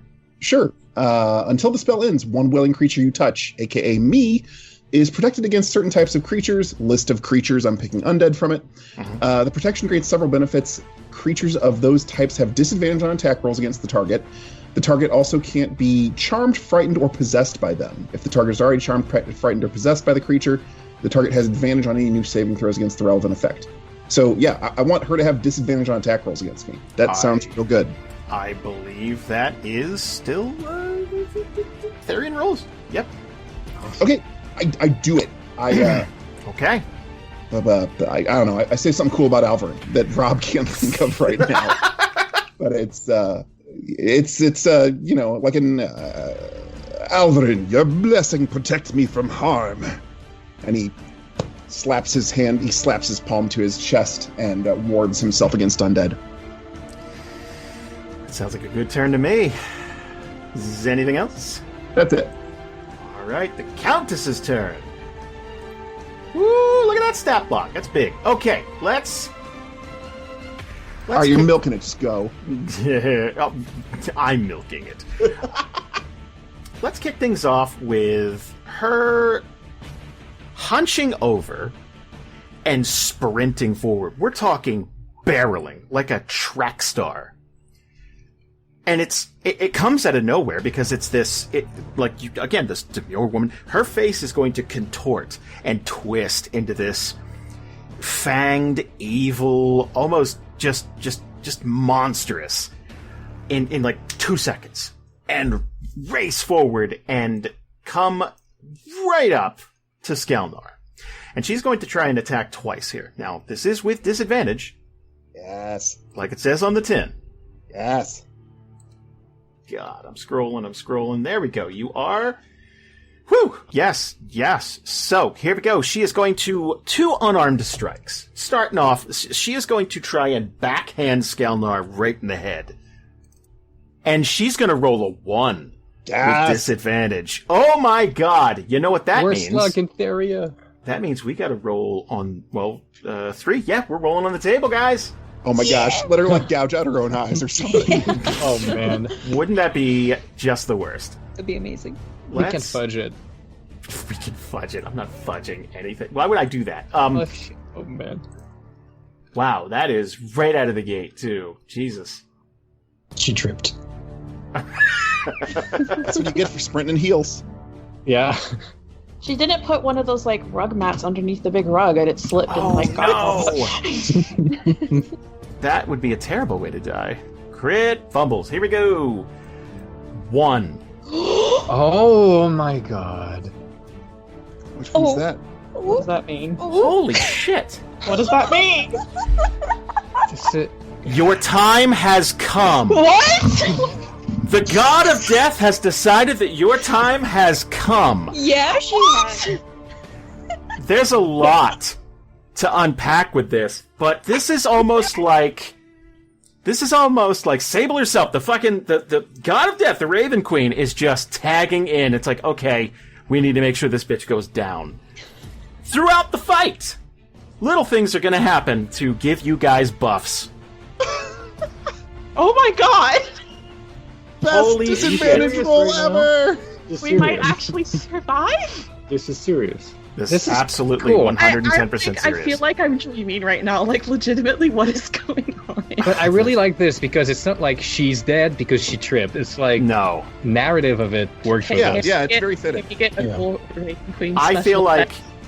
she is annoyed that she didn't make contact. She is going to attempt to swing again. 17 is going to miss. Jesus. I'm going to be honest.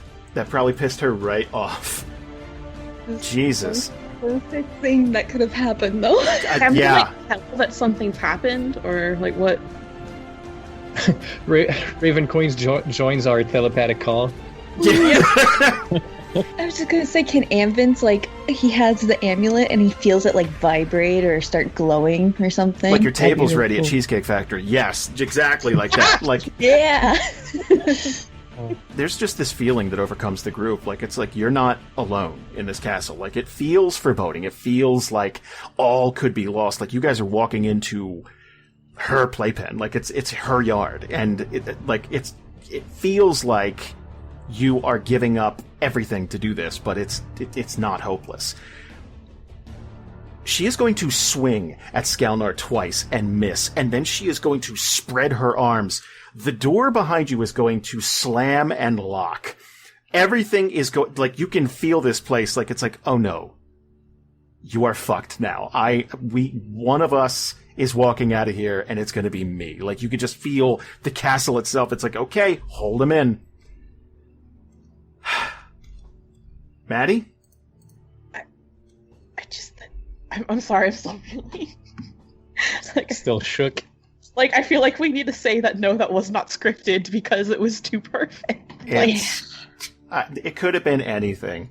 Like, not only, like, the odds of her rolling that, but the fact that the text itself, like, talks about the Raven Queen. Yep. Yeah. It's in the Like, book. It's I'm the one who said we should fudge it.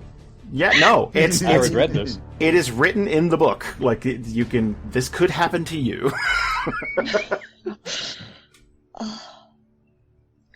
Okay, so starting this off, feeling the gods on our side. Oh, yes. But then, like, crash, boom, house shuts down.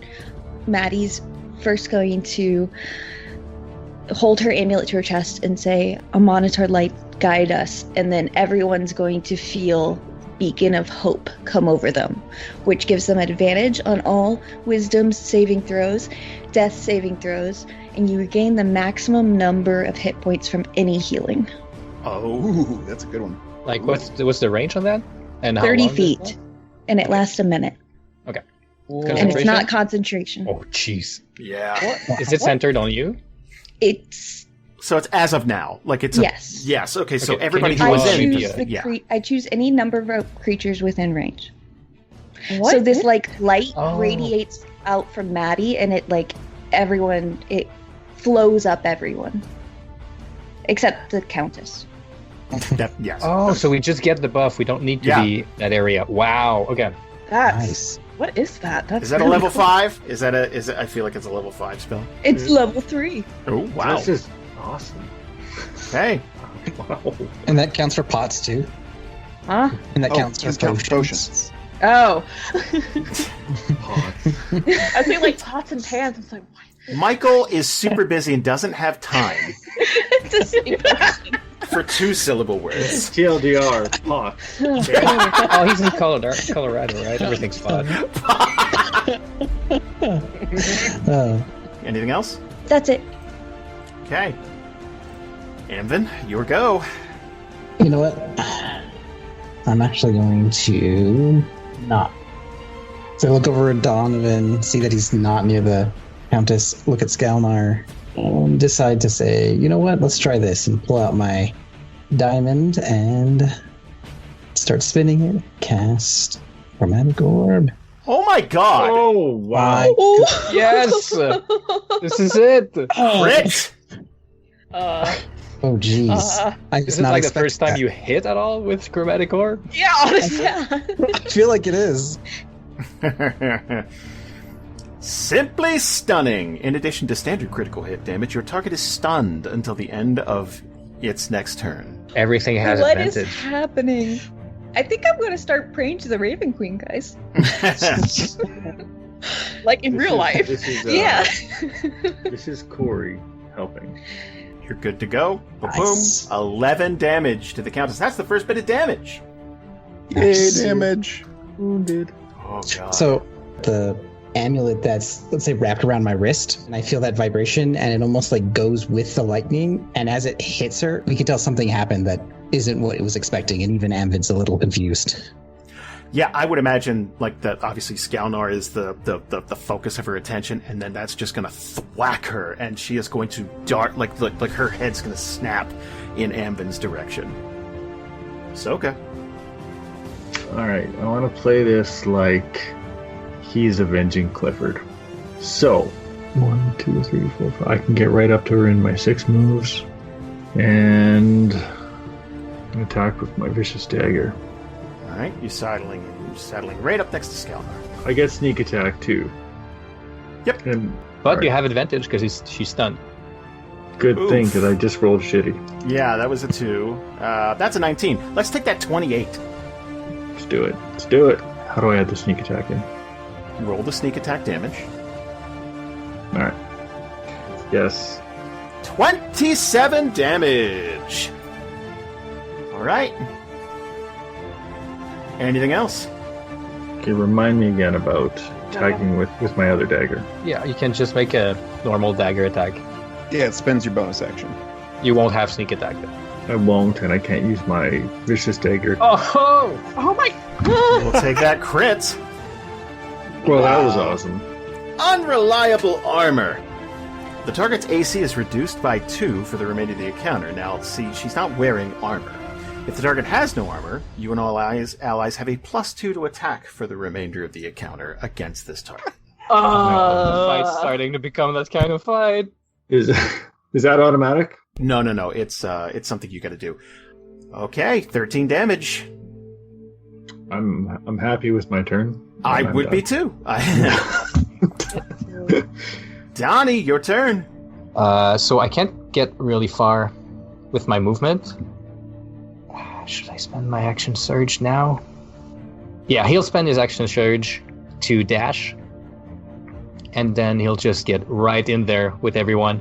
And he's going to use his action. He's going to call out to Alondra and just say, Alondra, keep her busy. And he's going to use his channel divinity for the Oath of the Ancients, the usage of which is Nature's Wrath. Use your channel divinity to invoke primeval forces to ensnare a foe. As an action, you can cause spectral vines to spring up and reach for a creature within 10 feet of you that you can see. The creature must succeed on a strength or dex saving throw, its choice, or be restrained. While restrained by the vines, the creature repeats the saving throw at the end of each of its turns. If successful, it frees itself. Just for flavor, the vines have like grapes on them. What was the saving throw again? I'm sorry. It says strengths or dex, but because she's stunned, she automatically fails her dex or strength saving throws. Okay, so she's automatically restrained. Yes. And then at the end of next turn, when she's not stunned anymore, she can roll for it. Okay. And that's it for my turn. Okay. Aster. Okay. Gonna go this way. +2 and advantage? Yep. I'm gonna use my sharpshooter thing. So that's gonna be a -3. Basically, I can choose to take a -5 to my attack roll in order to get bonus 10 damage if I hit. Ah, got it. So the -5 and the +2, it's a -3. So I'm gonna... 23 will hit. Cool. So I do that to give myself a 23 damage. Did you add your sneak attack? Oh, I did not. I'll just do it now. for this next attack, or No. okay. Yeah, just roll the dice separately. Yeah. It's I'll a just add it. 3d6. Yep. And we'll add 11. Yeah. Okay. Cool. And now I'll do my second attack. 19 will hit. Jesus, plus 16. 19 damage. Yeah, that's my turn. Okay. Skalnar. I'm enthusiastic about how this has started. This is going all right.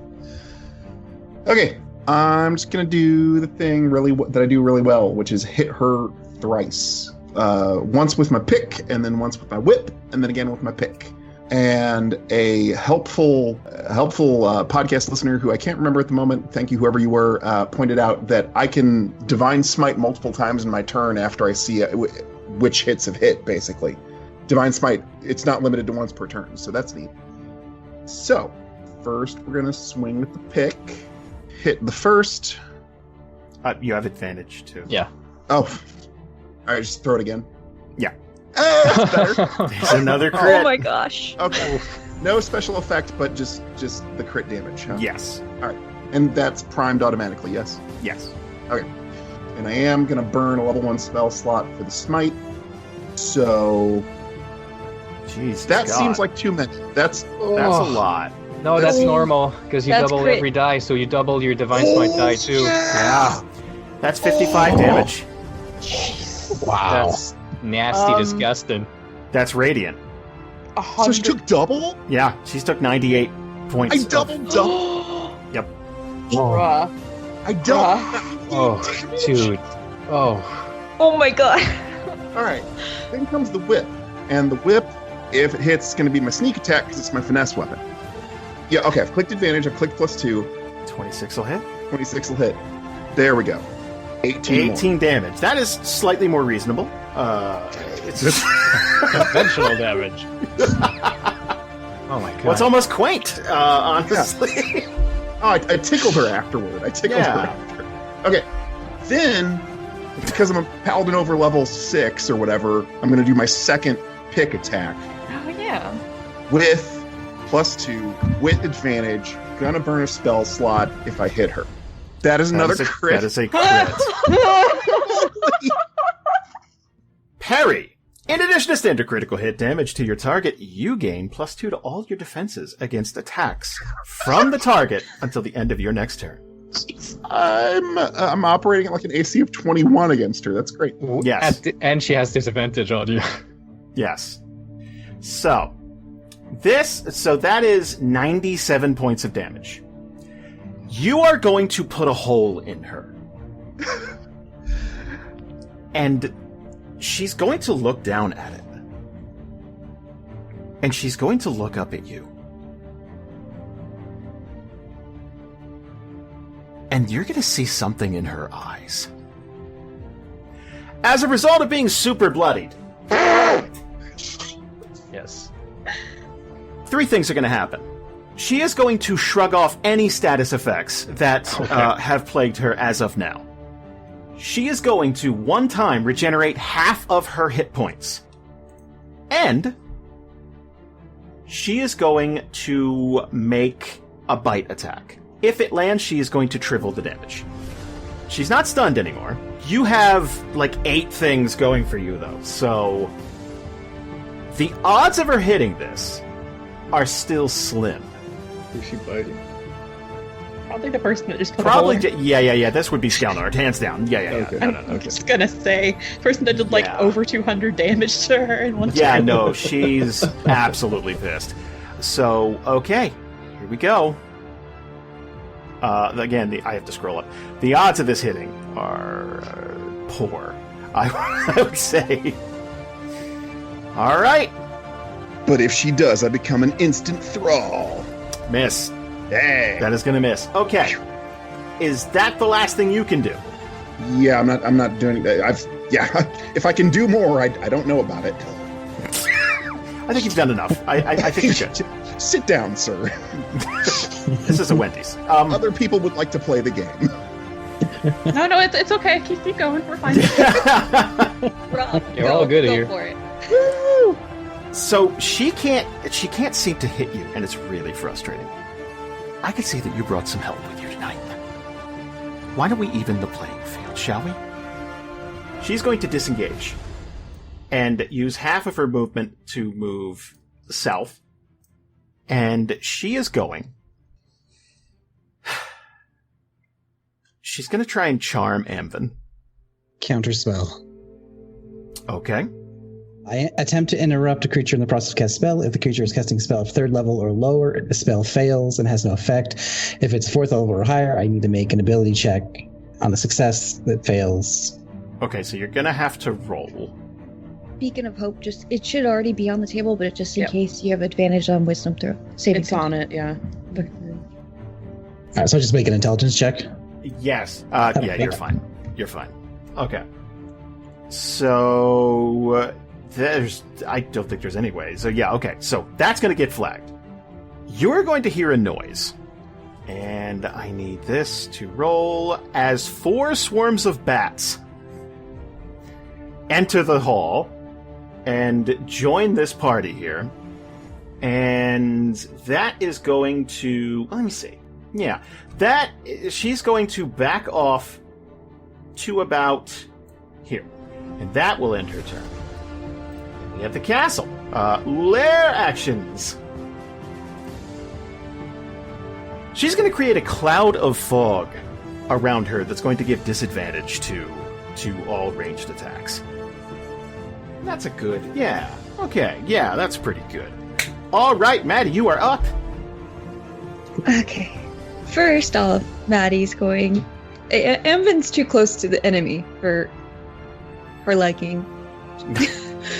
So first, she's gonna cast Shield of Faith on him, because he needs all the help he could get. Thank you. What does that do? It gives you +2 AC. Ooh. And then Maddie's going to... 1, 2, 3, 4, 5, 6... Oh shit, I can make it! Hey, look at that! And then, with her fancy new Warhammer, she's gonna whip that out for the first time ever. Finally able to use it. I still get +2? Yeah, all the attacks Yes. have plus. Okay. Yes. Yeah. Okay, so Warhammer, let's see how this goes. 17 will hit. Barely, I bet. Donovan nods in approval. Yeah. Oh, well, 14 damage. that's it. Maddie finally gets to use that Warhammer. Yay. You know what? Let's pop a legendary action then. At the end of Maddy's turn, the Countess is going to try and strike Maddy twice. Before the first one, Warding Flare, I impose disadvantage. Okay, that sounds fair. 2 unarmed strikes against Maddy. Okay, The first one has disadvantage. that is correct. 20 will hit. 29. Oh, shit. 29 damage, and you failed your concentration roll, so we'll get rid of all that Death Ward stuff. And let's do another one. Oh, that's a crit miss, ladies and gentlemen! Boy. Wow. The target hits you with a basic attack, so just roll damage. Ooh, yay. Oh, Oh, damn. well, okay, 7. That's fine. You know. You winged her. You clipped her a little. So, okay. Well, then, Amvin, your turn. Oh, shit, All I right. forgot to add her bat friends. Yeah, I was waiting You for don't have this. to. Well, I mean, I feel like it'd be a loose end in the plot if I did. You go ahead. Alright, so I'm going to cast Misty Step and pop over here. And then I'm going to tap Skalnar on the shoulder and say, hey, think you could do that a couple more times? And cast Haste on Skalnar. You're cheating on me? Skalnar tightens his grip around his new magical war pick and says, "My pleasure." And that is my turn. All right. You know what? Let's pop another legendary action. She's gonna try and beat Maddy to death, basically. It's okay, Oh, guys. no. Can't die. That's true. So, yeah, let's do it. 17 will hit. Just barely, I believe. 26 damage. Ooh. And one more. Oof, 31 will hit. Yeah, I will. 21 damage to Maddy. That will put Maddy in dire straits. I'm sorry, I just realized this is necrotic damage.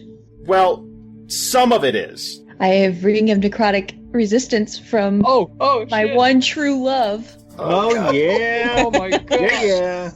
Well, wait. Are you wearing that? Yes, always. Of course. So that should automatically... Hold on. Because some of it's necrotic, some of it's just, bludgeoning.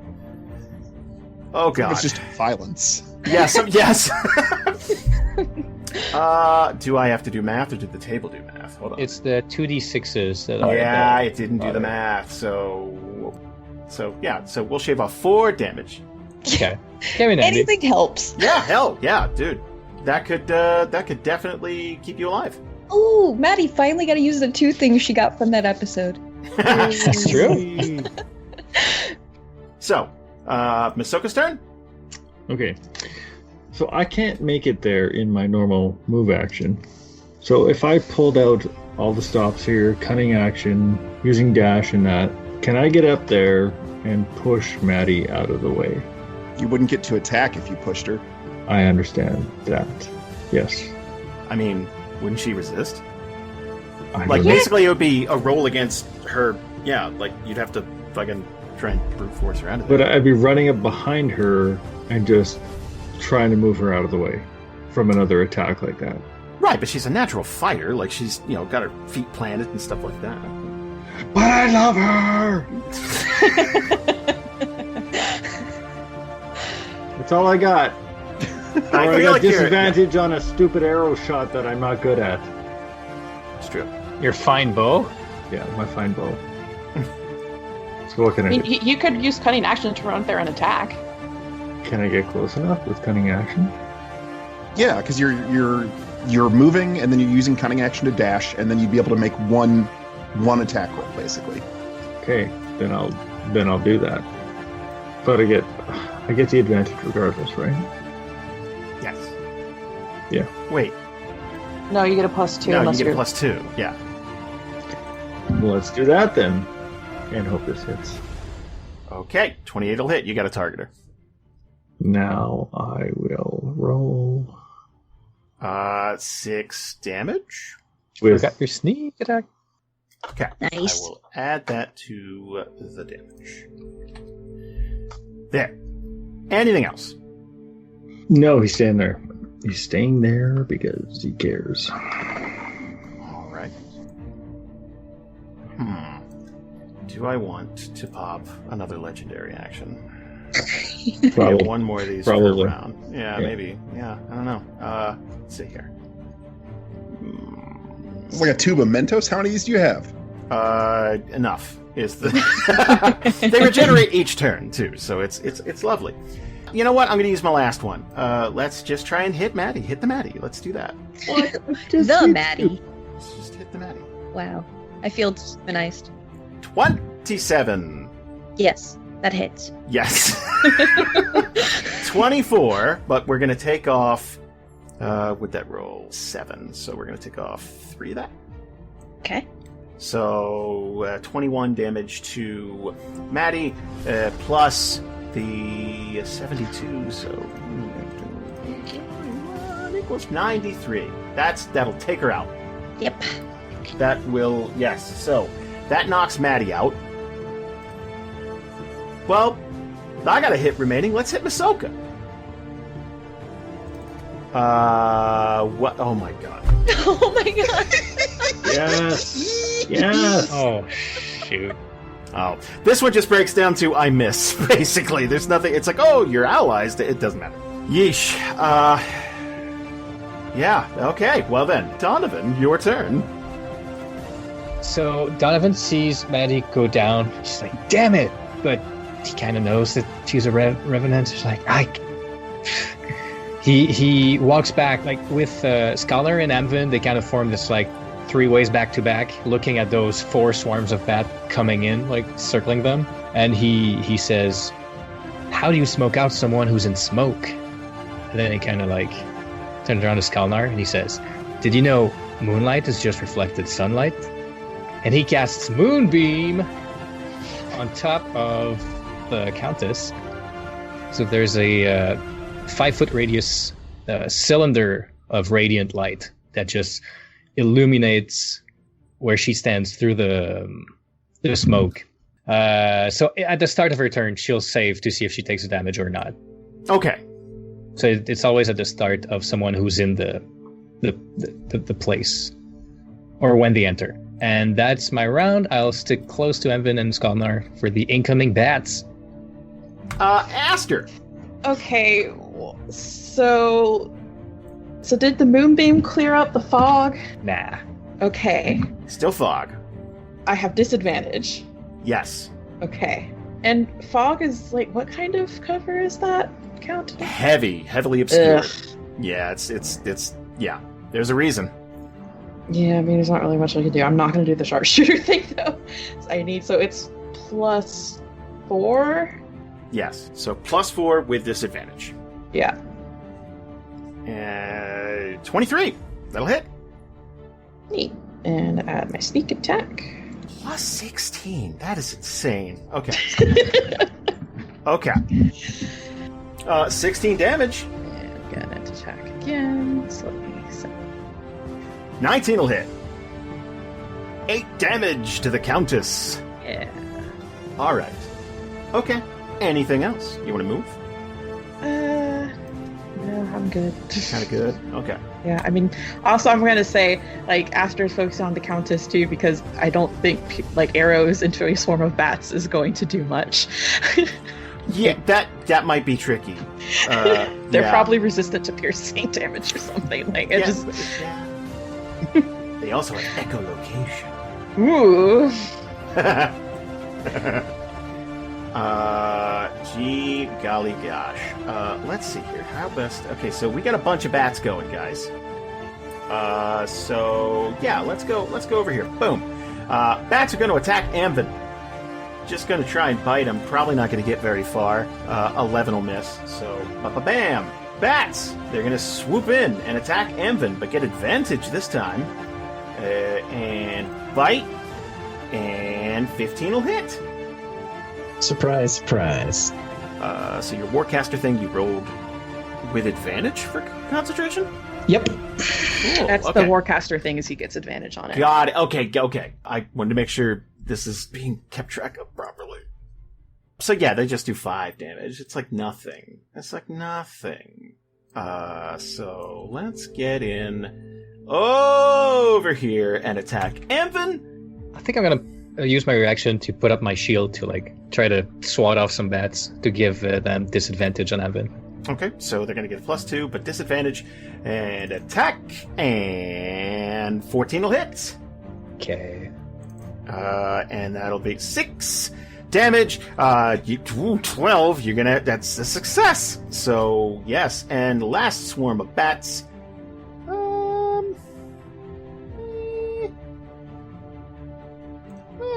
let's attack Amvin. So, let's... Closes all the rogue stuff I had. To get out. Jeez. Like 4 swarms of bats attack Amvin. So we're gonna give a little +2 there. And... 12 is gonna miss. Bring us up to the top of the order with Skalnar. So, we have a fog problem, we have a bat problem.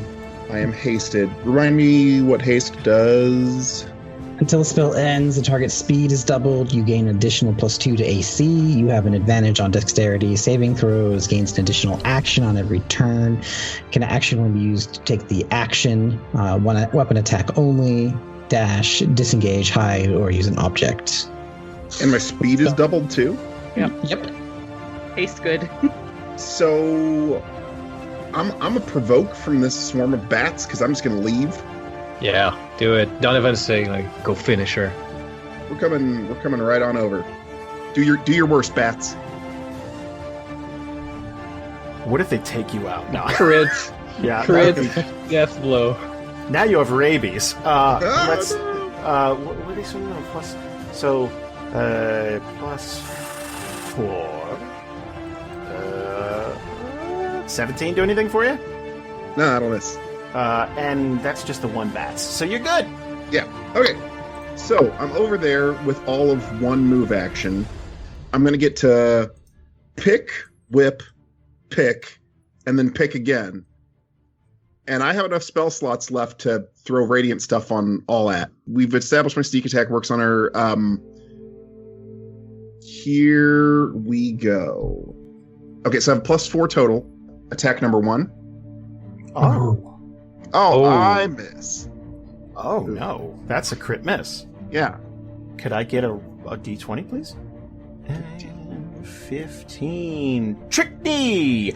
Your knee hyperextends awkwardly. Your movement speed is reduced to 10 feet. You cannot charge for 1d4 + 1 rounds. You went too fast. Okay. Yep, that you're just not In the used to moving. stretch. The important part is that I'm already there. Yes, you're here. Here's your d4 + 1 for that. Oof. Oh, it's 5 Max. rounds. So Okay. 5 rounds. Yeah. Okay. But I'm going to keep swinging. He grits his teeth through the pain. Oh, baby. So, another +4. This is the whip. Oh, 27 will hit. That'll hit. All right, so this is the sneak attack. Okay. There's no reason it couldn't be smite as well, right? Like, I didn't stick that on anything. All right. Yeah, you could. Activate sneak attack. Activate smite damage. Throw damage dice. 30 damage, which... Turned into 47 with the vulnerability. Yeah. Okay. I still have an attack. I still have an additional attack for being a paladin, and then an additional attack for haste. To my next pick attack. Here we go. I am adding 4 to my attack roll. Boom. I am throwing the dice. Boom. 23 will hit. 23 will hit. I am this time I will click the correct level. And then I'm throwing the damage. 29 vulnerable. That turns it into 46. Okay. Okay. Then my haste attack is coming in here too. And I'm almost out of spell slots, so I can't do this much longer, so hopefully we kill her soon. Alright, again, +4. Again, attack roll. 27 will hit. Good one. Another spell slot. Another side effect. Another damage. 40 more damage. Okay. That's everything I can do. I'm going to stand here with my bum knee and be done. Okay. So I'm just like whip, pick, whip, pick, whip. Like just it's just like this. It's just like this endless bludgeoning, right? At time and a half fast forward because of haste. But the whole time Skalnar was wailing at her, she was still bathed in that moonbeam. So he's just like hitting through a column of light, and then at the start of her turn, she does her save for it. Yes. Good. What's the what am I? Wisdom? It's a Constitution saving throw. My DC is 15. It's not that high. A 19. Yeah, so she's gonna take half of 2d10. Okay, and which that's I'm gonna radiant. roll now. Yeah, 10 radiant. Okay. So 20 damage. Yeah, 20 radiant total. Yep. Wait, 20. I did have up to buttons 20 for and then back down to 10, right? What? She saved. She succeeded. Oh, at the you're save. right. Yeah. Oh so my god. Back down to 10. So yeah, it's There we damage go. she's weak against, but halved. Yes, got it. Yes. Thanks. There wasn't enough math in this fight. It's a team effort. It's a team effort. It's like a word problem at this point. Urge to create my own RPG rising. The Countess leaves Winterhaven in a train going 65 miles per hour. Okay. Sweet baby Jesus, I'm going... You know what? Let's just keep it simple. I'm gonna try to beat and bite Masoka. Here we go. Target the Masoka. Oh my god. Well, that's gonna miss. You know what? Let's just try to bite him. 24 will hit. Let me ask you a question. All right. Before I roll this, is there any paperwork I need to fill out? Is there any resistance to necrotic? Is there... Well, we'll tell you after you've done your action, and then we're like, oh, let's backtrack a bit. Good. That's what I was hoping where for. You touch me. Right in the neck hole. That's That's new. Well, the neck holes will be new. 29 damage. wounded, but not out of the game. Yes, and she is going to heal for the necrotic damage rolled. Now I get to do the math, because the table didn't do it. Perfect. All right, that will end her turn, which will bring up the castle's turn. I'm going to target Aster for something. For the record, I've just been doing arrows this whole time. I haven't done any kind of special effects on anything, and you're It's only a welcome. matter of time. No, I can't wait. I'm I sorry. can't have any of my control spells. Hey, I'm just dead over here. I'm okay in your book, right? I mean, undead. Like, yeah, you're fine. Like, honestly, it's the closest Maddy and the Countess have been. Now you get it. Yeah, here's what we're gonna do. Let's make a shadow. Let's see if we can make a shadow. So, I'm gonna target Aster. So, I need you to roll a charisma saving throw. And we're shooting for a DC 17. Yeah, that's just a 0, so... I was gonna say, Aster's known for charisma. Oh, man. Well, a shadow that looks... we're talking Legend of Zelda style. It looks like Aster. And we're going to add that right there. And it is going to... let's add it to the initiative tracker. 6. Wow. Not much of a go-getter. But that's okay. So we'll add that shadow. We need more layers to this fight is what I decided. Where is it? It's going to be right next to you. Yeah, there it is. Ta-da! Maddy, you don't need a death saving throw. You're undead. So, Amvin. Can I propose something? And I've been not complicated this whole fight. You want to try and roll a 20. Yes, exactly. Go ahead. That's it. Oh my Unbelievable. Oh my goodness. I'm sorry, Jesus. No! You're fine. I really did not expect that to happen. You are fine. Honestly, It's kind of This is- epic. this is probably 2020's payout. Like, you guys have been putting coins into the slot machine, and here you go. You stand back up. Like Maddy? the Undertaker. You just to sit up, just... Can I do anything? No, but Okay, yeah. it's really cool looking. Amvin, you got bats. Yeah. And she's still standing. Yes. So I'm going to do this cool thing. I'm going to pull out a good old classic favorite, and I'm going to wipe my forehead of water and sweat. And it's going to turn into ice, and I'm going to cast Ice Knife Ooh. at Swarm of Bat number 1 here.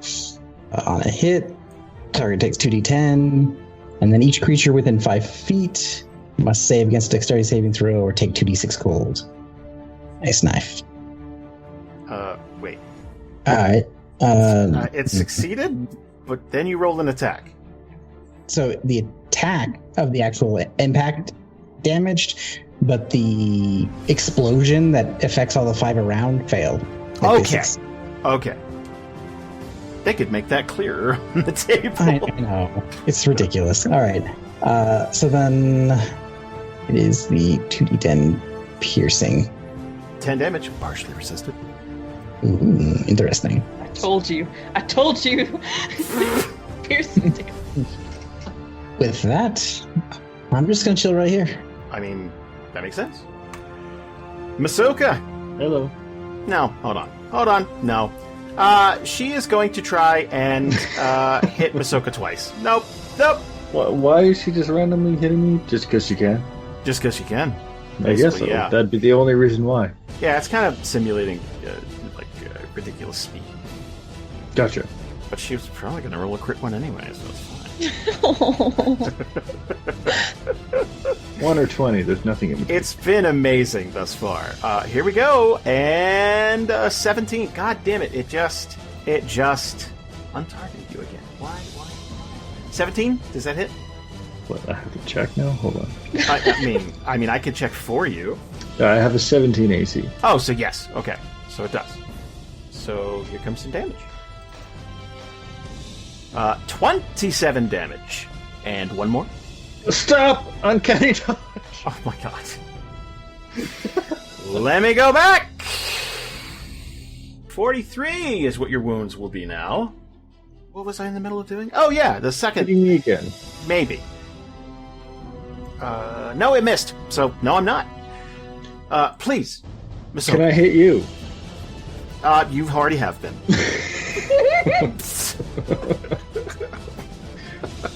Go ahead, sir. I'm gonna try. Just gonna stick to the routine here, and stab you in no particular place except straightforward. Ooh, 17 will just hit. Excellent. I'm gonna press the button for sneak attack this time. Okay, good. Love it. 19 damage. Okay. Okay. Now I'm gonna attack with my other hand. It's gonna be like 3 damage. You ready? We'll see. Yeah. Here we go. If I hit. I did. 18. That'll hit. Oh, max damage 9. Alright. Okay. Anything else? That Okay. was also full of lots of like anger. Just so you know. If you That's fair. Me too. Yes. Let's do it one more time. I'm going to try and beat Masoka to death. I understand completely. It's just, yeah. So, is she, targeting Masoka? All right. Disadvantage, because I can use improved flare on people other than me. Now that I'm awake. You bitch. Okay, here we go. Disadvantage on Just the once, Masoka. 22 will hit. 35 damage to Masoka. Masoka's down. I'm going to take this other attack and jam it straight up Maddy's ass. And Whoa! sorry, Wow. that was a lot. You know what? He's not kidding. Vulgar. It was. You know what? It's been a long night. When Jason says ass, you know he's done. Yeah, I know. I don't usually When he curse. curses. I don't do that. If the Countess survives this, she's gonna have this like new inborn hatred for revenants. And honestly, yes, and magic that's her and thing. radiant damage and people. So, it's 27. Let's just assume it knocks her out again. Well, hold on. With half the necrotic damage, Yeah, she's up. shape. Okay, yes. Okay. Oh, yeah, that's right. You had one hit die. Okay, yes. So, Maddy and Masoka are both out, and that brings up Donovan. Yeah, okay. Oh, jeez, Louise. Now we're all making this bad. This is all of our faults now. Donovan's just gonna yell at Skalnar and say, "Finish it!" while she just took a swing, so she's off balance. And I'm gonna give you Commander Strike, Ooh. Mr. Skalnar, so you can take your mercy. reaction to Okay. take an attack. Here. Hold on. I'm just gonna give you the effect. So you do the correct amount of damage. Oh well, I need to wait for you to hit, and then I'll give you an effect for your damage. Okay. All right. I gave myself +2. I do not have the additional +2 because both of my allies are down. Right. Good job. I'm going to be burning my final spell slot, so I'm all out of juice after this one. Well, okay, if it you hits, hit. I burn my spell slot. If it doesn't Yes. hit, I don't. That's Yes. Here it goes. That's Yay. 26 will hit. Here's a Okay. Commander Strike for you, sir. Cool. I'm checking So off that'll that give you- spell slot. So that gives you an additional 1d8 of damage. You're popping that spell slot. We're slapping some radiant damage. Okay. I don't want to put too much pressure on you, Rob. This might be the end of the ball game. This could be it. This could be it. I love that line of buffs across my icon down there. That's It Nasty. honestly takes up 3 blocks of normal text. It's absurd. okay. YOLO.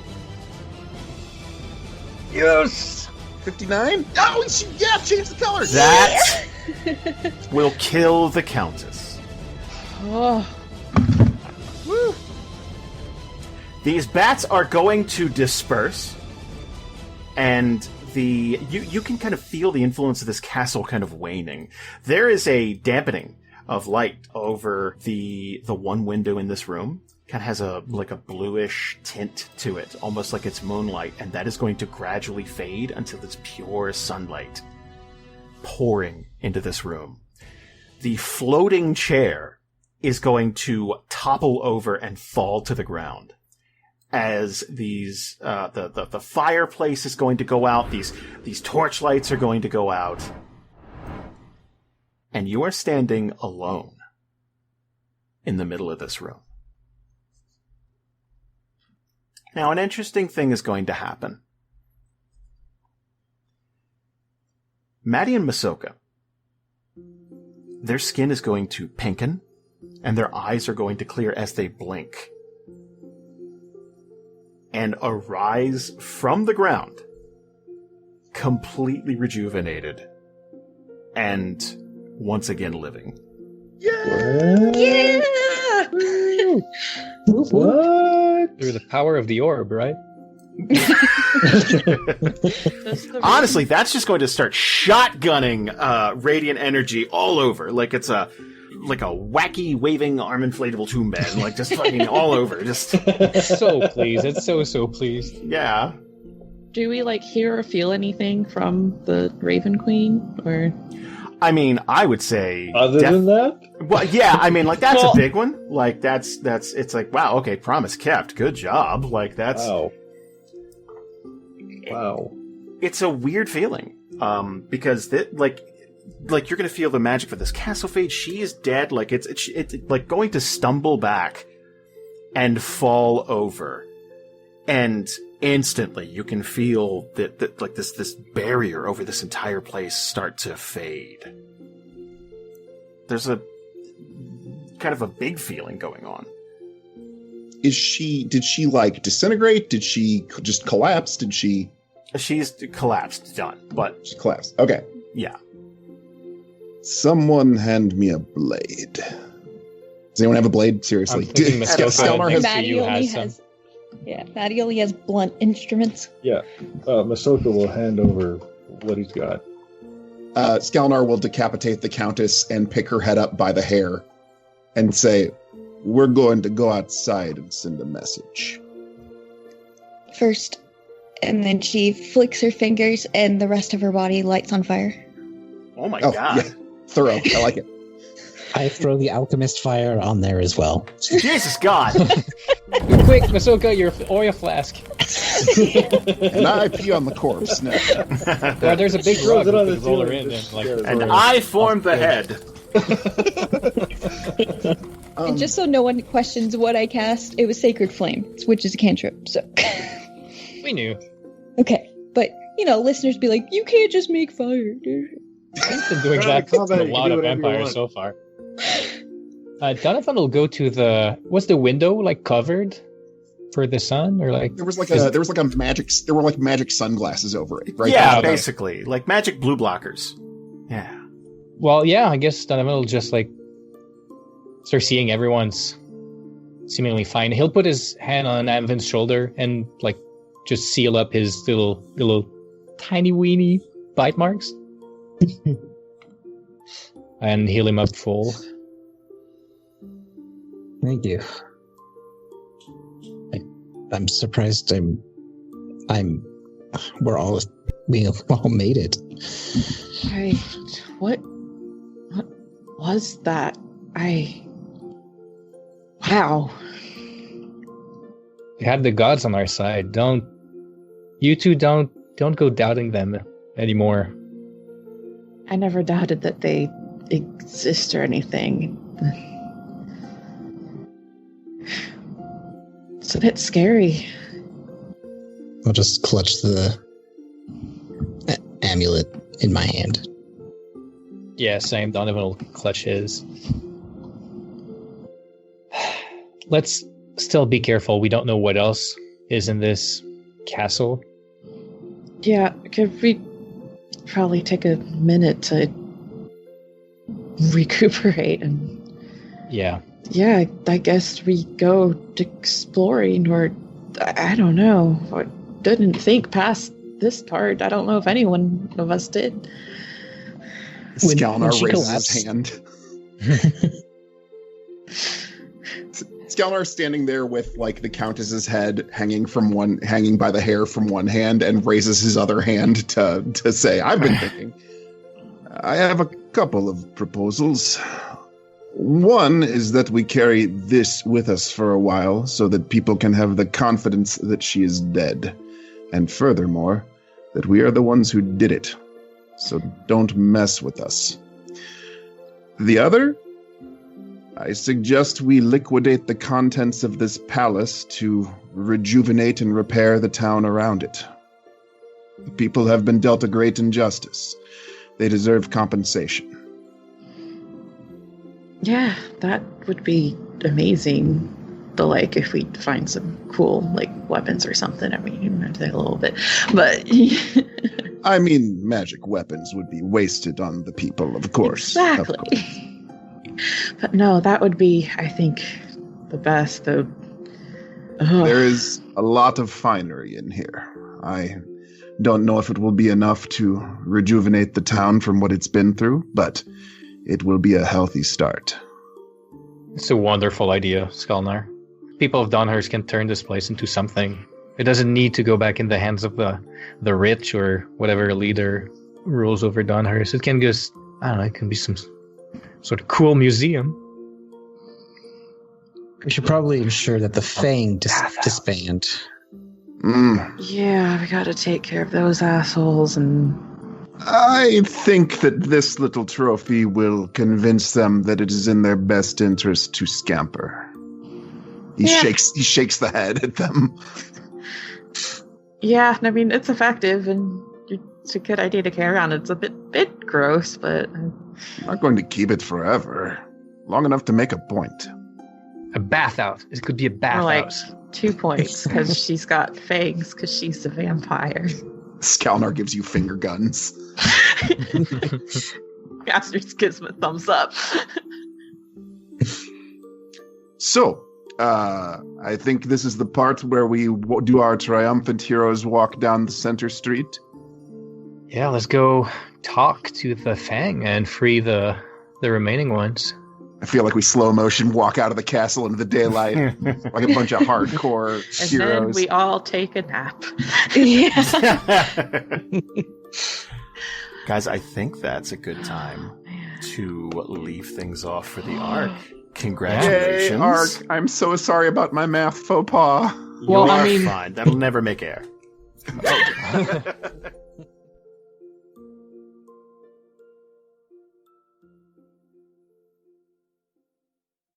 We really hope you guys enjoyed today's episode. It was a lot. Obviously, there's a huge behind the scenes for this one. There were 37 cut pieces, all said and done. Bree worked very tirelessly on this episode, and if you want to know what it was like to record it, it's over at patreon.com/DANDR. In the meantime, a new shirt is up in our shirt store. You can find it at dandrpodcast.com, and we'll be working on a bunch of stuff as the arc closes. There's going to be a big extended rest for the end of this month, and we're working on doing something like a marathon in September. We'll give you a little bit more info on that just as soon as we get all the schedules nailed down. So thank you guys so much. We will see you next week with a brand new episode, and everybody take care and stay healthy.